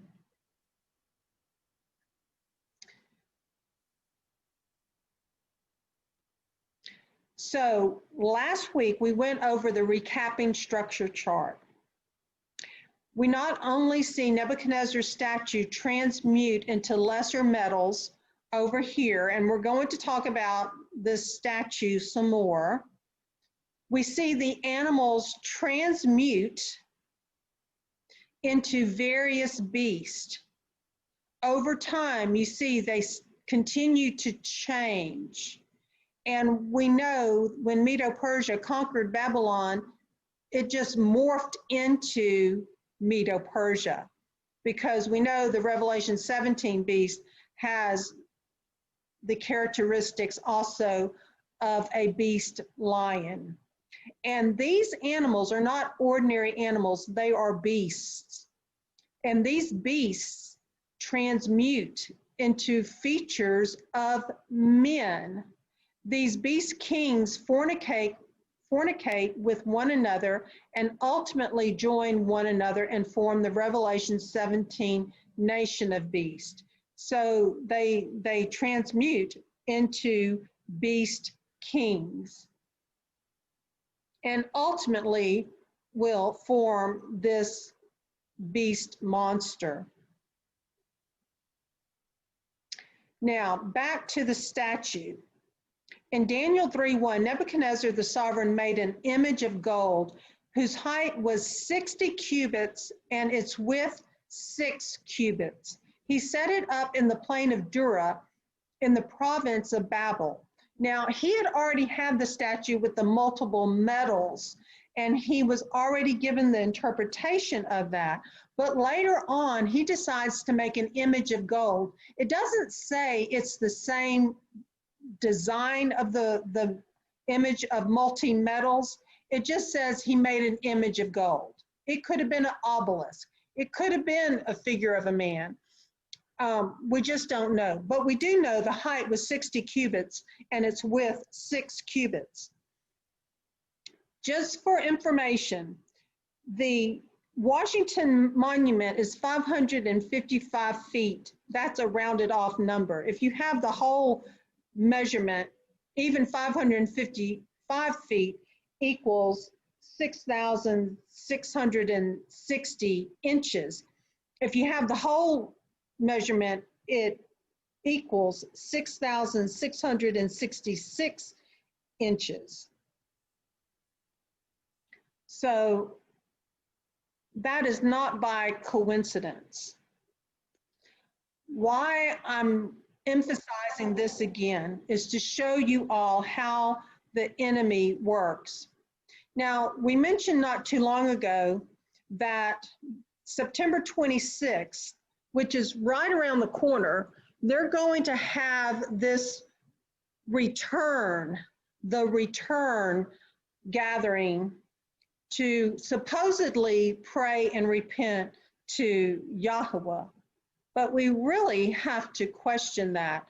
This is from the video invite from Jonathan Cahn, prophetic announcement, the return. This was the full version. This is at the 6-minute and 28-second mark where it says, come join in the return.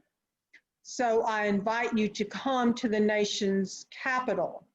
So we have the obelisk, 6,666 inches right beside him. Now this is their video. They can have any pictures they want to include in their video. Next, at the 6-minute and 30-second mark, you see another angle of the Washington Monument, the obelisk. And it goes on to say, on the Washington Mall, September 26, 2020, plan now. You can rent buses, trains, and cars. So what is significant about this image is that this obelisk arises out of the Vesica Piscis.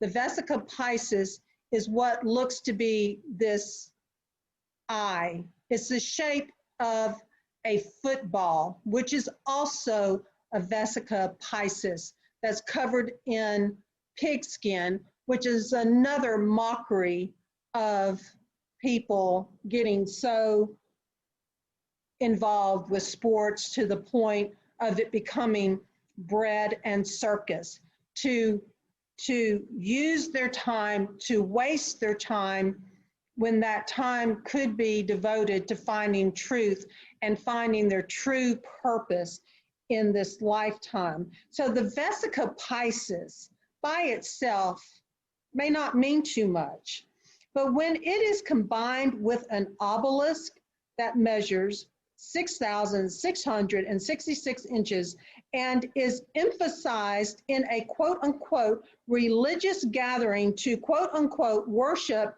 God, that's probably little G-O-D, one must wonder exactly what God are they wanting to return, and who are they bringing to usurp their power and their energy at this event.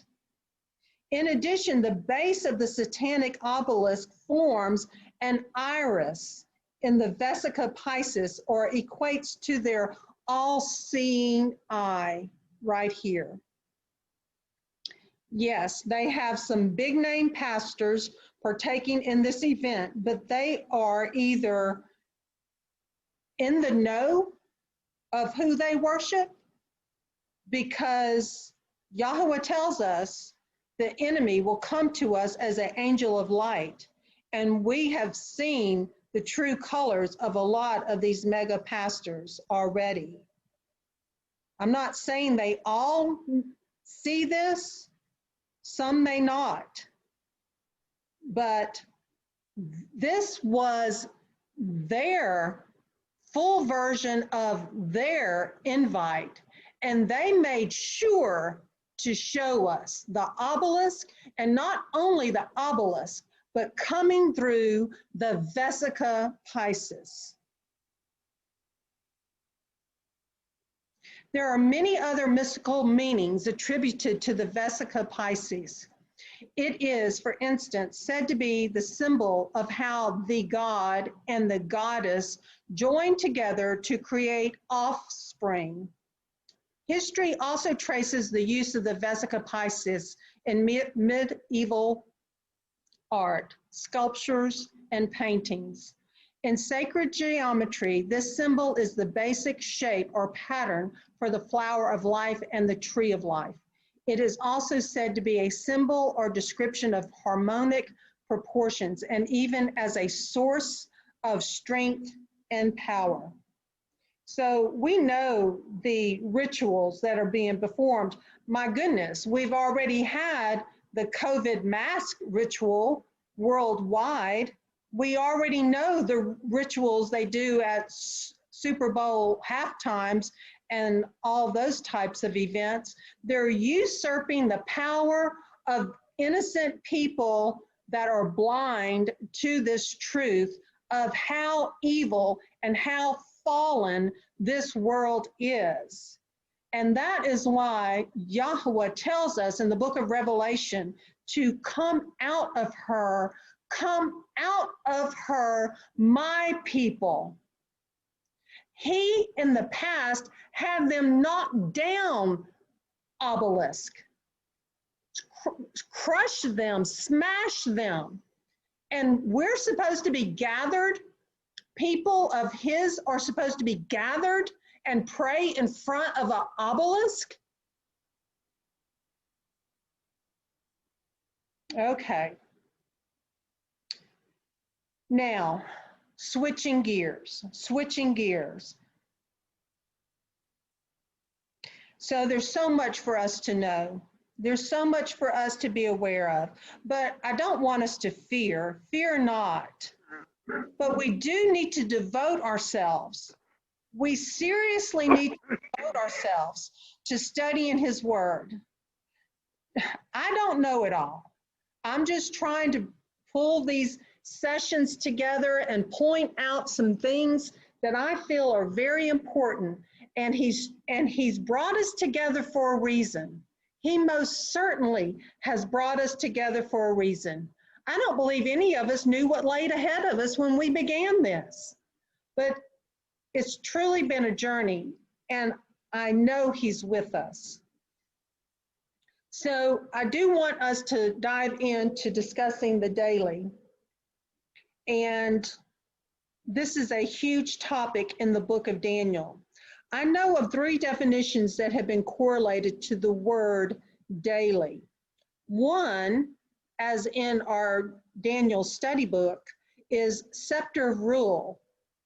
The second one, as placed in scripture in italics, is sacrifices. And that's been placed in most translations, meaning this is what the translators felt it was referring to, but the word sacrifice was not in the original text. And thirdly, I've heard of it being the daily, being prayer and worship. We knew Daniel prayed and worshiped toward Jerusalem 3 times a day, if not more.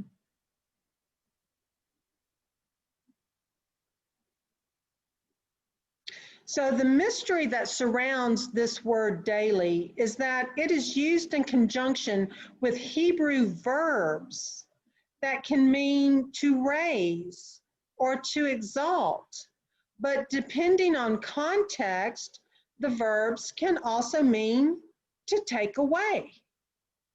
Thus, these verbs have dual, polar, conflicting meanings in the, when it's translated from Hebrew to English. So my question is, do not the above three possibilities of daily go together anyway? Wouldn't they all pretty much occur simultaneously? And I'll go on to explain my train of thought. And based on which quote unquote daily you choose, wouldn't that determine the context of verb meaning selected? Like the scepter of rule. Usually when a nation conquers another nation, the scepter of rule is taken away. So it's logical, if you have the word taken away, to be translated that way, the word room, okay? Now, sacrifices. Now, we know that Yahusha Hamashiach shed his blood for us once and for all. So in the end of days, the adversary would want to trample on Yahusha's blood by reinstituting animal sacrifices. Therefore, more than likely, the word room would mean to lift up or exalt the sacrifices. So if the daily coincides with the sacrifices, then it would make sense, since Yahusha gave his blood once and for all, that they would be lifting up or calling back sacrifices. And we've already seen that taking place, them wanting to go back under the law, under the Aaronic Levitical priesthood, instead of understanding that Yahusha ushered in and elevated the Melchizedek priesthood back to its reigning position once and for all. It had predated the Aaronic Levitical priesthood, and he gave his blood once and for all, and there is no need for further animal sacrifices. Now, what about prayer and worship? So if a nation is taken over, they take over the scepter of rule. They can decide about what sacrifices they want to do, and they can decide about how they want to conduct daily prayer and worship. So there's several commonalities between these three definitions that I have come across so far. And prayer and worship, however, is usually altered, or it's changed, or it's transmuted. It's maybe you can pray, but you can't say Yahusha, you can't say Jesus the Messiah. And by the way, you won't be able to pray and worship on Shabbat, but we'll let you pray and worship on Sunday. So prayer and worship would be something that is altered or changed, transmuted. So these are things that I contemplated, and I truly pondered these things. I know they're very important. We've seen the amount of research different teachers have gone through to identify the word daily. But this is something that Yahweh placed on my heart early in the early morning hours of Shabbat, and it was the model prayer. It came to my mind, and to me, it demonstrates what the daily can encompass.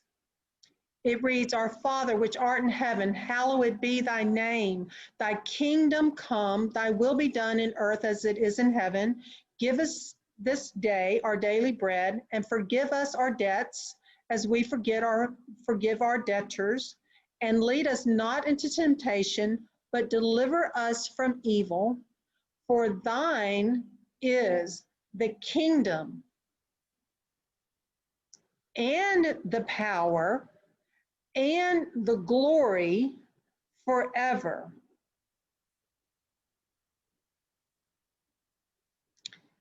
So Yahuwah is all kingdom, power, and glory. So the daily, the scepter of rule,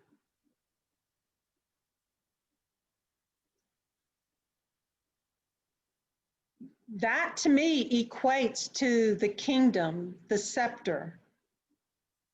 So any conquering nation is going to want to try to usurp Yahuwah's kingdom. And we know that Yahusha has the scepter. He is the King of Kings. And the enemy, Satan, is trying to take away the daily. Yahusha rules daily in our three-dimensional world. He's been forever. And the sacrifices, he gave his blood once and for all. Now we offer spiritual sacrifices of praise and we glorify him. But his sacrifice was the power, his blood. And the enemy wants to lift up or call back animal sacrifices to trample on his blood. And as far as the daily correlating to prayer and worship, we praise him daily, forever and ever we will praise him. So the daily, when we read about it in a sentence, possibly it could be multiple layers. And so when we read those scriptures, let's think about that.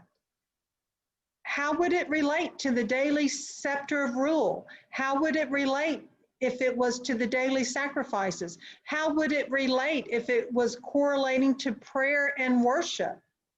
Because to me, those things are closely related, because whoever rules proclaims to have the scepter, and they would dictate if they want to institute some kind of sacrifice, or if they want to tell people how to pray and worship, because this would be a scenario of a combination of church and state, which brings in the death decrees, which brings us back to Shadrach, Meshach, and Abednego not bowing down to Nebuchadnezzar's statue or image, because they refused to worship that.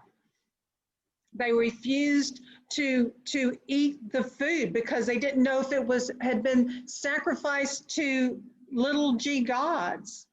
And they knew that their king was Yahuwah. And they respected Nebuchadnezzar, but they knew who their king was. So we see it kind of pulling together and understanding the daily, because it went together in my mind. It goes together very closely.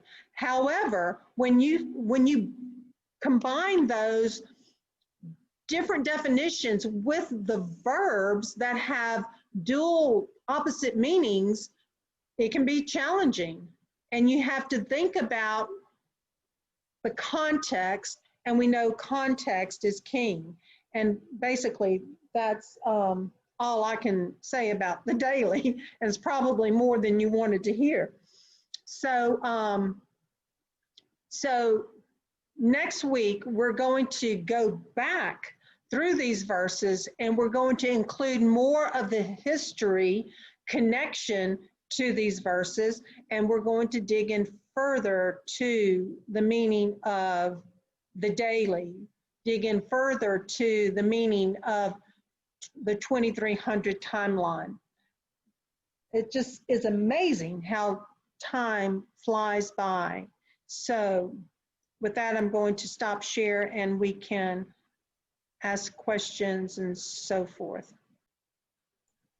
And yes, go ahead.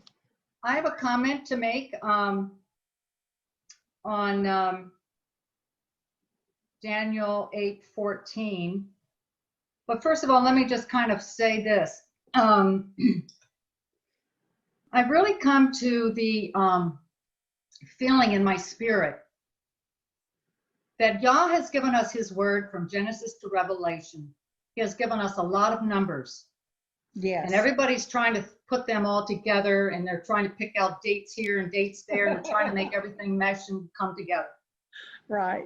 I don't think Yahuwah ever meant for us to do that. I think he meant for us to take his word, take his numbers, and overlay his numbers to see what a 40-day means here, what a 40-day means there, see what 3 days means here and 3 days means there, and take the spirit that's in the words and see how they overlay with each other throughout his scriptures from beginning to end.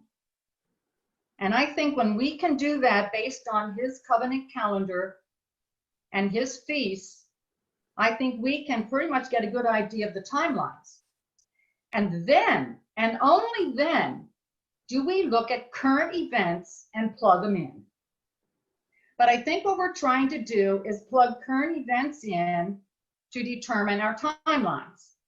Okay, so now let me go to Daniel 8:14. And in the King Jimmy and in the ISR, any version of the King James and any version of the ISR, it reads, the ISR says, for 2,300 nights. The King Jimmy versions say 2,300 days. Mm-hmm. I pulled up my Blue Letter Bible, which has many translation comparisons for Daniel 8:14. Okay.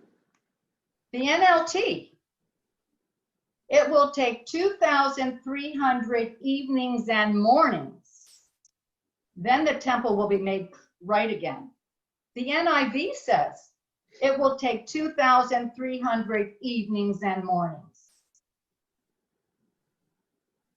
The Hebrew Names Version, 2,300 evenings and mornings. And there's a lot of them. I won't go into any of them. And it's all to cleanse the temple. So now in the King Jimmy and the ISR, go to verse 26, and it reads, and what was said in the vision of the evening and the morning is truth. If you read back through this vision, it never mentions evening and morning. They took it out. They had to have taken it out, because here in 26 it says it's there and it's the truth. So now let me take you back to Numbers chapter 28. We're talking about cleaning the temple. Numbers 28. And thou shalt say unto them, this is Yahweh talking to Moses, this is the offering made by fire which ye shall offer unto Yahweh, 2 lambs of the first year, without spot, day by day, for a continual burnt offering. The 1 lamb shalt thou offer in the morning, and the other lamb shalt thou offer at even. and then go to verse 6. It is a continual burnt offering, which was ordained in the Mount Sinai for a sweet savor, a sacrifice made by fire to Yahweh. This is your daily sacrifice. Sure. This is what's going on daily. It's a sacrifice. It's nothing else. And it's done 2 times in a day. So if you take 2,300 days and evenings, mornings and evenings, you divide that by 2, you come up with 1,150. Right. And so I think the number more important is going to be 1,150, not 2,300. And picking a point in history and counting forward, or picking this point and going backwards. I'm just pointing this out because this to me just blew my mind when I was going through and trying to match up, the daily with continual. So anyway, it's just out there just for some thought for for us to consider. Yeah, absolutely, Carol. And Tom Stapleton follows your same logic. I've listened to him a little bit. I haven't had an opportunity to watch all of his sessions, but he does the same thing and came to the same conclusion about the 1,150. So very interesting, very interesting. And I've, for instance, Kimberly Rogers-Brown, she is an advocate not to get people too bogged down in the timelines and prefers people to focus more on to know the season. Now, well, I think we know the season. Yeah. And that to me kind of tells us that's why personally I look at current events, is just to know the season and to be aware of people making moves. Now, at times there are times that timelines give a person direction, like for when Daniel and his companions were exiled to Babylon for 70 years. And Daniel knew, because he had Ezekiel's prophecies, that he knew that his time was drawing to a close, to where there would be a decree for them to be let go and to return. So it can at times give a person hope to know about some of these timelines. There was an example that Charlene used in her book about 2 groups of soldiers. They had to carry heavy equipment and march the 20 miles. One had no idea of how far they'd have to go, and the other one knew they only had to go 20 miles, and they reached 18 and they were like, oh, we're so tired. But the other partner said, we only have 2 more miles. You can do it. You can do it. And so they made the 2 miles. But the other group that had no idea how far they would have to go, they got discouraged and they gave up. So in that respect, timelines can be of help. But you made some great points, and I've made my notes too. And yeah, so, and this is the first time that I've had an opportunity to look at the historic perspective and look at the different points of view to come to those conclusions as well. But very interesting, Carol, that you came up with the same concept as Tom Stapleton. And another thing, like when we think of that time, instead of 2,300, see what will happen if we make it 2,400 divided by 2, 1,200. Yeah. So, that timeline will change in some way, like how it changes. Apply it into that teaching and to see how it changes. Right. And I really did ponder the definition of daily. I really did ponder the definition of daily. And honestly, they did, all three are connected. the scepter of rule, the prayers, they did daily prayers and they did daily sacrifices. So anyway, that was just something that, because I mean, Tom Stapleton, I believe, he focuses on the daily as being daily prayers and worship. And so, so we have three perspectives I've come across, and I'm trying to bring all those perspectives to the table for y'all to consider and ponder. Any other thoughts on those, what you guys think about the daily?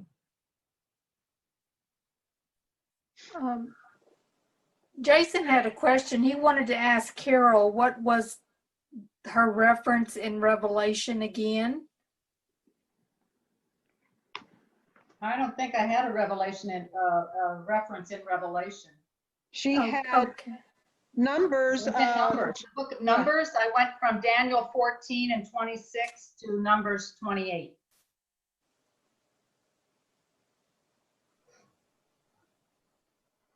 Okay, thank you. And in Numbers 28, it was verse 4 through 6, correct, Carol? I like to start at 3. Okay, 3. For a continual, see, the key word here is continual. I mean, if something is daily, it runs daily. It runs throughout the day. I mean, it's continual. I think of it as being continual, that word daily. And here in Numbers, they use the word continual as opposed to daily. But it's a continual thing. It starts in the morning, and they do another lamb at night. So the one in the morning is burning all day long, and then slowing down, and then at even, they fire up another lamb to go throughout the night. So it's a continual offering to cleanse the temple and have it continually cleansed. And, you know, so this 1,150 day timeline, you know, is the continual cleansing of those left on the earth during the mark of the beast.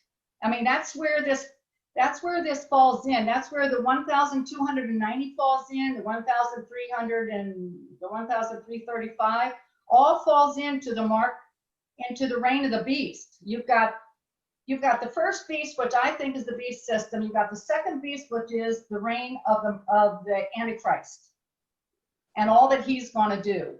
And during the reign of the Antichrist, the 144,000 are here on the earth. They are helping those who were left behind, so to speak. They bring back the spirit. And so, I don't know, where I'm looking is, it starts, I mean, it's all based on the feasts, and they come back on a Shavuot, and they bring the spirit back, because the red horse, when the red horse leaves, it takes 144 with them. It's one of the horses. It takes 144 with the white horse, you know, and then they come back, they bring the spirit back. And then the spirit is here for the 144 to work with those who are left on the earth to save the final people who are going to be saved. And that 1,150 is the final days of atonement. And at the end of that 150 day is the final mark, where you've made your choice. After that, there's no other choice. And then that's what, 100 and some days until the end of till the end. Yeah, because it clearly, Carol, when I was reading those scriptures, it really made me just really focus on the end of days with that particular timeline. Well, isn't this the end of days? Yeah. Yeah. I mean, I just was wondering, do you see it applying anywhere else except the end of days? Oh, no. Okay, No. That's what I was wondering. There's going to be a calendar reset, and when that happens, that's when it starts. That's when it starts. That's when the timelines start, at the calendar reset, and we haven't had that yet. Right. That happens when the sun goes dark and the moon turns to blood and the stars fall from the heavens. Yeah, I'm looking forward to that, aren't y'all? I want that calendar reset. I want that 360 days. And there's some speculation that it's January 20th, 2021. Interesting. and it lines up with where I've been. And it's funny because I've been watching, well, I haven't seen it lately, but Danon sometimes posts January 20, 2021, but he doesn't say anything about it, but he posts it. Yep, he's watching. He's definitely watching. So anyway. Libby? I mean, not. Joy, then Sal, then April. Okay, Joy? Yeah. No, this is not on daily or anything. It is just another take on that Abraham Accord. Okay. See, like, whenever we read whatever is mentioned in prophecy in Daniel, or maybe it is in the Torah itself, or in maybe in the other prophetic books, or even in the book of Revelation and all that, I think the base key for that will be Genesis to Exodus 24:11. That will be the base key. And why I say it's the base key is we tend to read it as isolated incidents happening to different people. We see Abraham and then we see Jacob. It's a narration, and we go by the narration. But in Revelation it says the spirit of Hamashiach is the spirit of prophecy. So if we apply that, and you go back to Daniel, to Genesis, when Abraham died, Isaac and Ishmael buried him. That means the father of righteousness is buried by the covenant son and the son of the flesh together. It is a coming together of Ishmael and whoever is the other party. Now, when you go to the death of Isaac, it is Esau first and Jacob burying Isaac. Esau is there is a way of mentioning it. When they mention Abraham, it says Isaac and Ishmael. Ishmael is given a secondary grade there. But when it comes to Isaac, it is Esau and Jacob. So we can see all those three parties in this Abrahamic accord. You see the Jews, you see what is called as Ishmael, the Ishmaelites, and then we see the Roman Catholic Church. Yes. So, it is a burial of the Father of righteousness, and it is a burial of the covenant. Yes. And we know that his new covenant is open to all that receive his proposal, because his desire is that none perish. And there are many from the Edomite and Ishmaelite descendants and other ethnicities that are all welcome, because he came to seek and to save the lost. His desire is that none perish. And we know in him, through his covenant, he has made us a kingdom of priests out of every tribe, tongue, people, and nation. And his desire is for us to share that good news and to spread it and to study his word and to sound the shofar to bring them to truth and out of these deceptions, because man-made religion we've all come out of a lot of deception. We finally got it. We finally came out of her, my people, because we were once blind ourselves. So yes, that's great. Okay, Sal. So before I talk, I just want to check my sound. Sounds great. It's okay? Yeah. So I fixed the problem. So this presentation, Libby, I just commend you. I'm just amazed at the presentations that you give. I've never heard anything like this before. And sometimes when it gets very overwhelming for me, or if I just can't grasp everything, I go back to the first verse of Revelation chapter 1, So I will read it. The revelation of Yahusha, Hamashiach, which Elohim gave him to show his servants what has to take place. So this is a revelation of Yahusha, and he wants to show us what has to take place. So we're watching things take place, and it has to do with the revelation of Yahusha. So in anything that happens, it doesn't matter what it is, or when or how, the ultimate, which comforts me and which gives me direction, is the revelation of Yahusha. How does that show Yahusha and his plan for me personally, and for the whole world, and for all these countries, for these organizations? The revelation of Yahusha given to him to show his servants what has to take place. That's right. So that's great. Right. That's right. Thank you.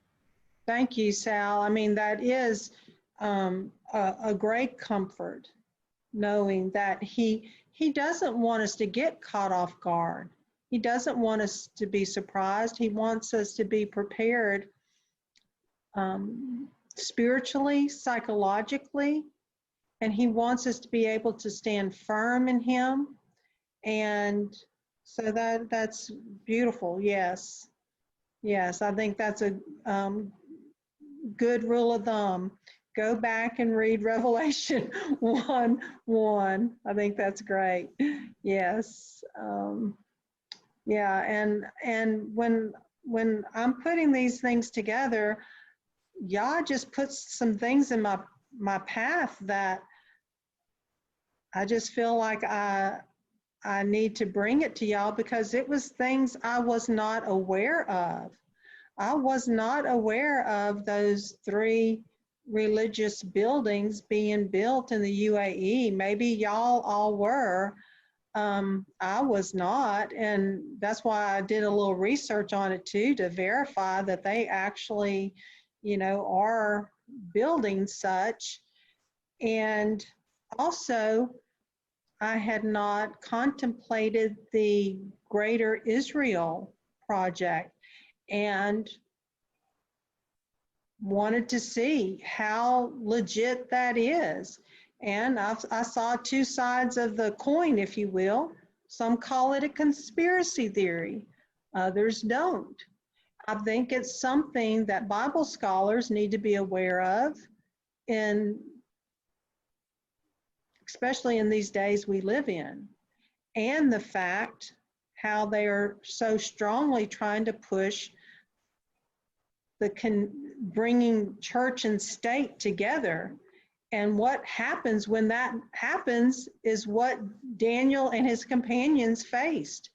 That's when the death decrees come. And like Joy shared with us last Tuesday, most of us have not been trained up or talked to very much about any type of persecution and how to face times of trial.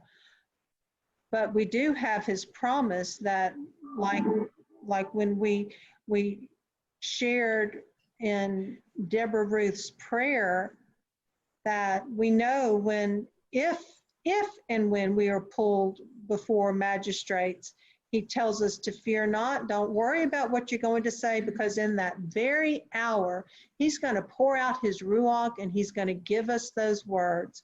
So we can rest in him. We can definitely rest in him.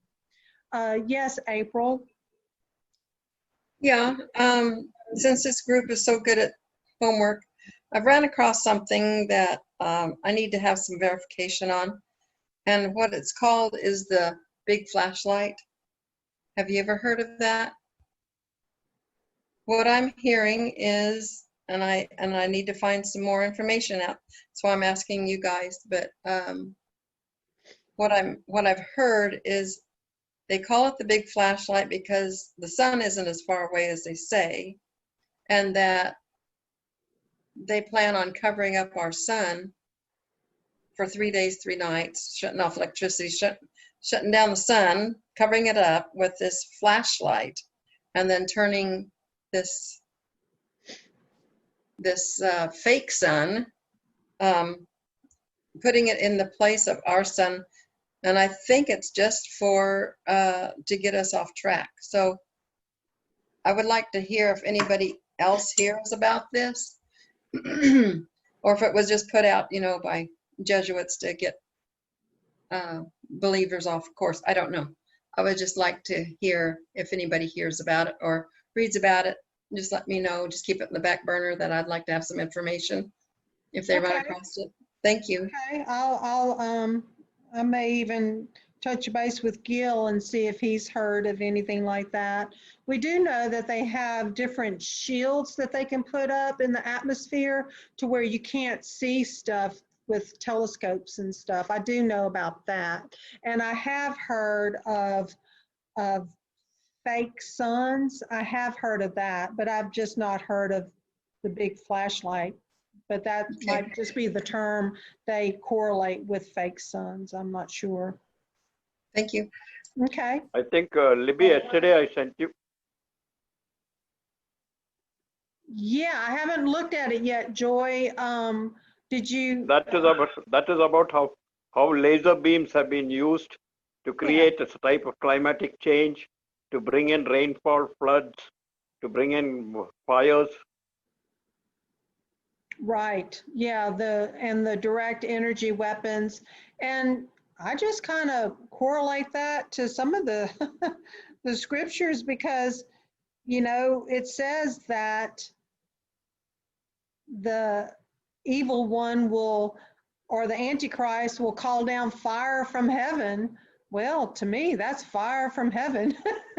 So I think that's a good example. And then it was kind of not ironic, but when we watched Elon Musk and the dragon that they sent up, and then, that spaceship satellite or whatever it was, the dragon that came down. And of course, it reminds you of the dragon that was kicked out of heaven. But anyway, yeah, some interesting days we live in, and people are really having a lot of struggle and a lot of devastation, especially with the direct energy weapons and weather modifications and so forth. But we know who is ultimately in control of all this, and we rest in him, and we just watch and wait, and we stay in his word and continue to study. So any other thoughts on what any of you studied with Daniel chapter 8? Any thoughts or insights or questions? This the calendar reset that you're talking about in January, how is that going to look? How will we know that that's happening? How are they going to do it? Yah's going to do it. Yah's going to do it. Okay. Yeah. So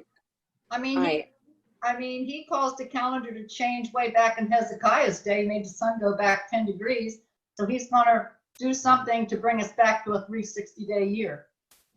Oh, okay. So it's Yah's plan, not the Oh, world. it's Yah's plan. Because there's that verse in Revelation, I forget which chapter it's in. It says the sun will go, actually it's in, it's in a couple of the prophets in the Old Testament too. I think it's in Amos. I don't know if it's Malachi, but it says the sun will go dark and the moon, or the sun will go dark, the moon will change, and the stars will fall. And that's in Revelation. And I believe that could be exactly the reset. And anyway, it's been proposed that it could be Inauguration Day, number one, because think about it. The whole world watches the President of the United States in our inauguration I don't care where you are in the world. I mean, at DC time, at 1 o'clock, 12 noon, you know, it's all set up to this, you know, to maybe happen. So I don't know. I'm just saying, it's just interesting that it could be as early as January. I mean, just think about it. The beast system is, I mean, it's working its way right now. I mean, it's been there, but I think we're going to see a lot of these 10 nations come into place and get set up. We're going to see, you know, we're just going to, that's stuff we haven't seen yet. And that can all happen in the first 1,260 days of the first half of the 7-year trib. And I do believe it is a little over, actually, when it is all said and done, it's a little over 7 years. Yeah, and Yah's going to want us to have the reset so we will know exactly when his Moedim are. So, and that's why he reset it for Moses when they were coming out of Egypt. Well, he didn't have to reset it then. He just had to identify to Moses when was the beginning of the year. Let me restate that. Okay, I think Cheryl and I think April had her hand up. And yeah, mine was, wouldn't the shift back to 360 happen on the equinox though?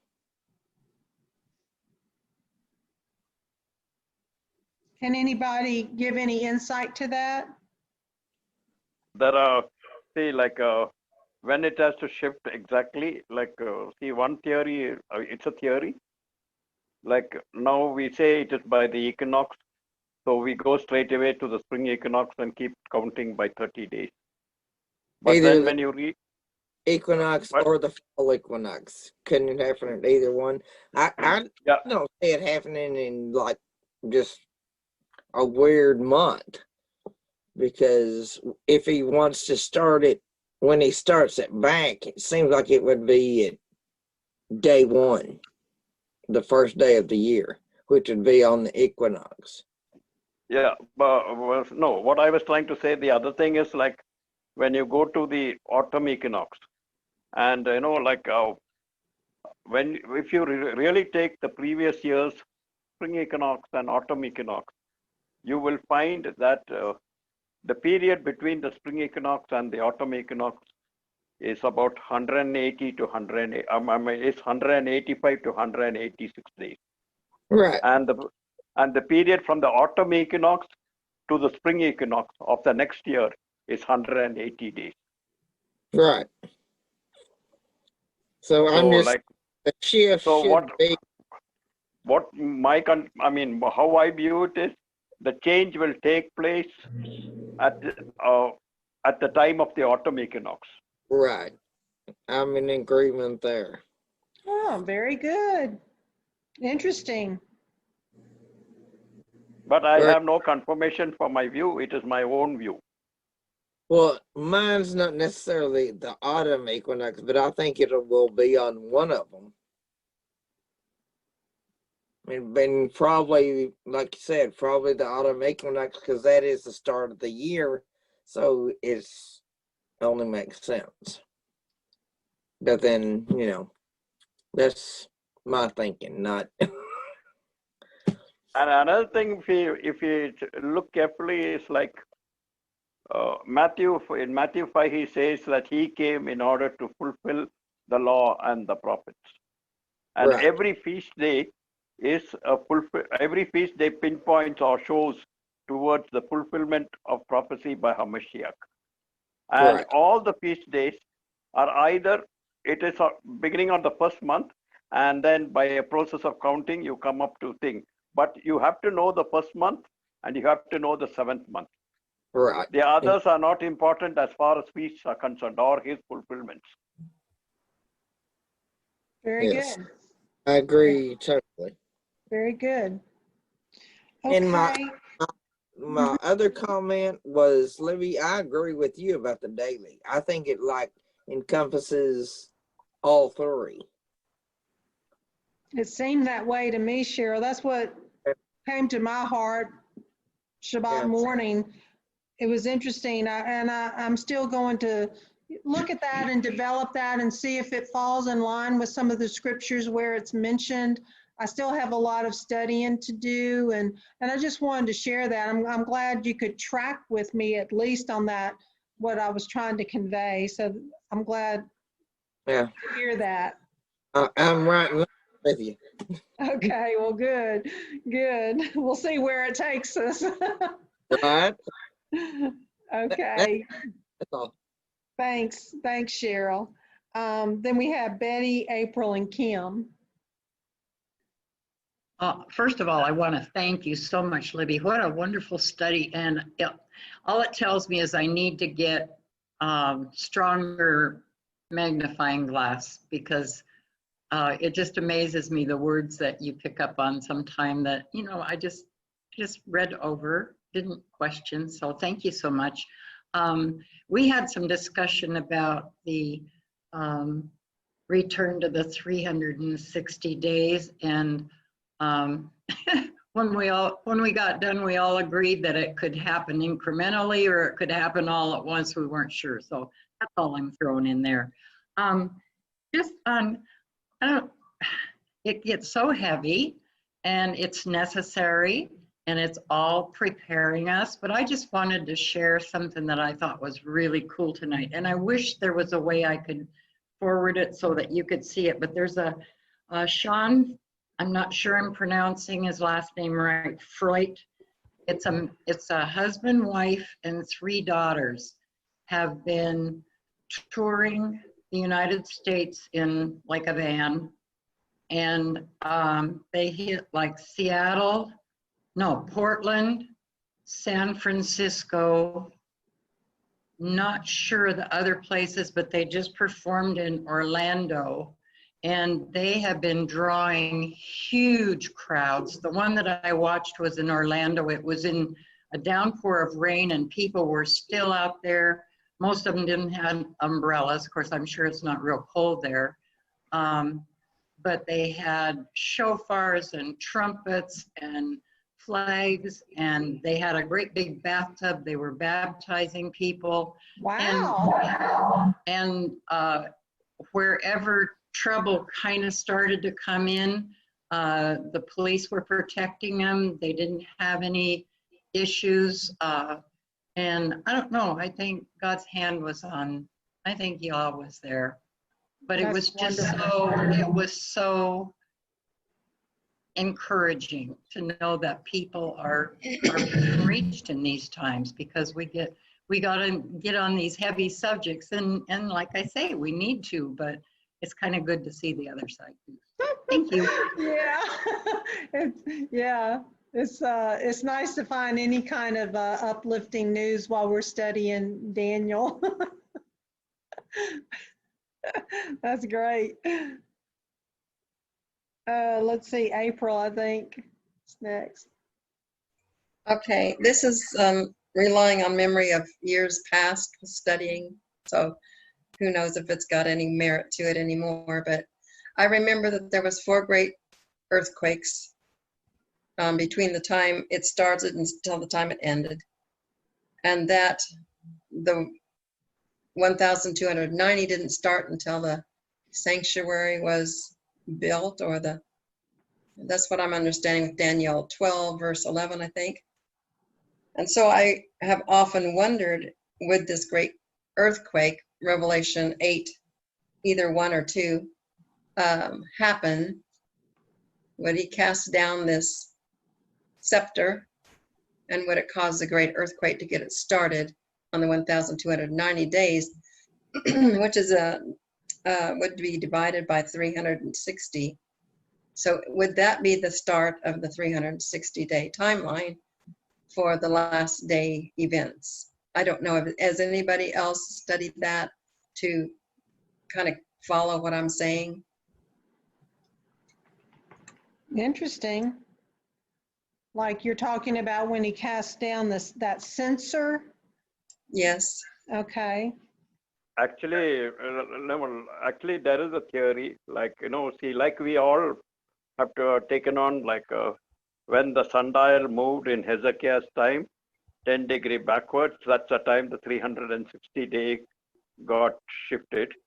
But there are people, biblically inspired people, who question that, and there are people who say that it was in the time of the earthquake, that was at the time of birth of Peleg or somebody like that, that there was a great earthquake, and that is the time that when the time got divided. I mean, there are different views on that. So maybe the earthquakes are a time factor also, like we have to look at it as a time factor, whether earthquakes are a time factor and whether it correlates and whether you can bring it into any timeline. Well, I'm going to take us back to Genesis 1, Genesis 1:14, where Yah says he uses the sun, moon, and the stars as his timepiece. And if he used the sun in the first instance to change the time, I think he's going to use the sun to bring us back. And there is, there is a lot of math involved in when the sun goes back 10 degrees. It adds like 300 or 20 minutes to a 360-minute day or a 360-day year.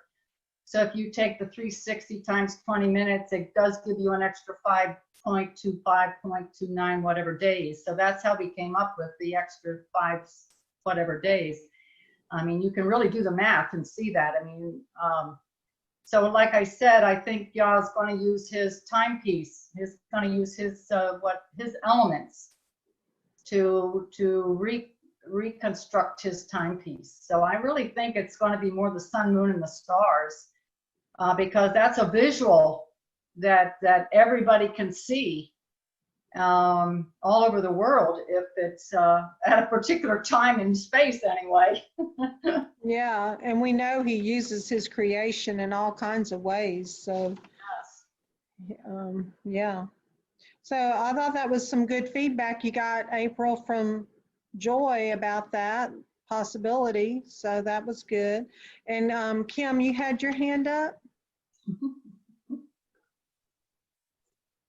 Well, thank you for that very comprehensive compilation of news reports, because, you know, I actually have seen that report about the 3 places of worship, and I couldn't remember where I had read that, and was looking for it, I don't know, like a month ago. And I've been reading some of those articles, and you compiled it. I'm so thankful that you did, because it's all in my head. It was lots of different things have been in my head, but I wouldn't know how to put all of that together. And so there's a lot of confirmation from what I've been reading. And then also the interesting agreement that happened to be on September 15th, which is the 180th day count, which I find really interesting. That happened on day 180. That's because I've been counting since the beginning of this year. And, you know, that's the day before the beginning of the 7th month. I just find it very interesting. And I even said this morning, because last week on the 15th was the 180th day, and today is 7 days later. Like, there's just a week difference. I know Joy had mentioned that there's a difference. We're off slightly, right? Because of, we're off on our count. We're not on a 360 actual. I mean, I'm counting 360, but right, we're on 365. And so there's today makes it 7 days a week. And just, I don't know, makes me just lots of thoughts in my head, like, well, and you made that comment about the rising up of, I thought that too, like almost like Netanyahu was claiming to be. He mentioned the line of David, and yeah, just a lot of pulling of pieces, lots to think about, I guess, as we watch. And I think Kimberly brought out several good points to ponder. And when I was just reading those quotes from those various resources she pulled from, it was very interesting, his view of what he has accomplished. So, food for thought. And Jason, you had asked in the chat if I have the YouTube link for that video. I sure do. I'll put all the links below. I'll gather all those links from the articles and different perspectives and all kinds of stuff. I'll put that below when I send out the edited recording. Okay, well, all right, everybody. Okay, Well, just before you finish, I have a praise report. okay. I'd like to. I had called you up the other day, like from Saturday night. I mean, from my timing, Saturday night it is your Saturday daytime, and I started having violent stomach pain at the side of my stomach, at my left side of my stomach, and it was really aggravating pain. I didn't sleep whole of Saturday night, and then till the next day, Sunday, 3 o'clock. And I was in real agony, and I kept praying, and I asked for, and I was claiming healing from Yahweh. And then it was started becoming worse. And then that is the time I called you, and I called somebody else and told them to pray for me and things like that. And yesterday, for me yesterday, for you it is Tuesday evening, but yesterday morning, a friend of mine, I met him only once while traveling in a train. We were joined up together for 24 hours. He was a Sunday Christian, and he was doing some evangelical work. And we had some discussion in the train. And then now recently he has moved into Hyderabad. He's not connected with any church or organization. He just does a thing on his own. He used to have some secular work, and then he used to do this. So yesterday, I called him, not yesterday, day before yesterday, I called him and I told him, I'm having this problem. So could you just pray for me? So yesterday he came to my house in the morning, and then he was praying. And after that, I got, because he came in, I had a chance of sharing with him the Melchizedek priesthood, what is covenant, a lot of things. And, we were discussing all these things with him. And, that after he came in, and then after that, that pain just completely vanished. There was no pain. Wonderful. So, and then, and then there was another thing. This pain really started when I was in the T4 fellowship, and Matthew was relating some things that happened to him. So,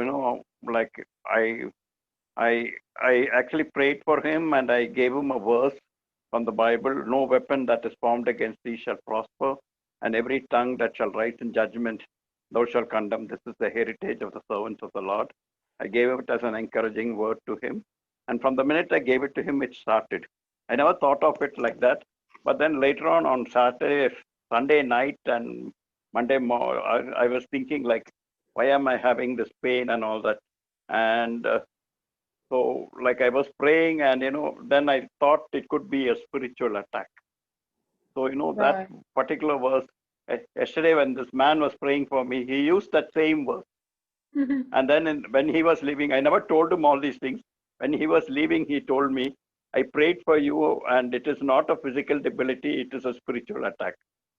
So just be in praising and thing, and it will come, you can come out of it. Wow. Wow, that's very good. Sounds like he has a special gift. Yeah. Yeah, and we And have. now he's not connected. The advantage is he's not connected with any organization, any church. So I have more opportunity of working with him, and he's not rigid. He's willing to listen to what we are saying, whether he accepts. Yeah, so y'all used all of that for good, didn't he? Yeah. That's great. That's great. And our friend here locally, her dad was in really bad shape and had been tested for CV stuff, and anyway, moved to a special unit for all that, and was on special respiratory support, not intubated, but just support. But now he had a major turnaround, and he's going to rehab, and things are brighter, and he didn't get labeled, and all of her prayers were answered. So that was a big, big, big praise report. Big praise report, because there for a while he couldn't be without all that oxygen support and talk over 4 minutes, and now he's being discharged to a rehab. So praise Yah. So Yah put the right people in his care. All right. Well, Joy, would you like to close us out in prayer, please? Yeah. Heavenly Father,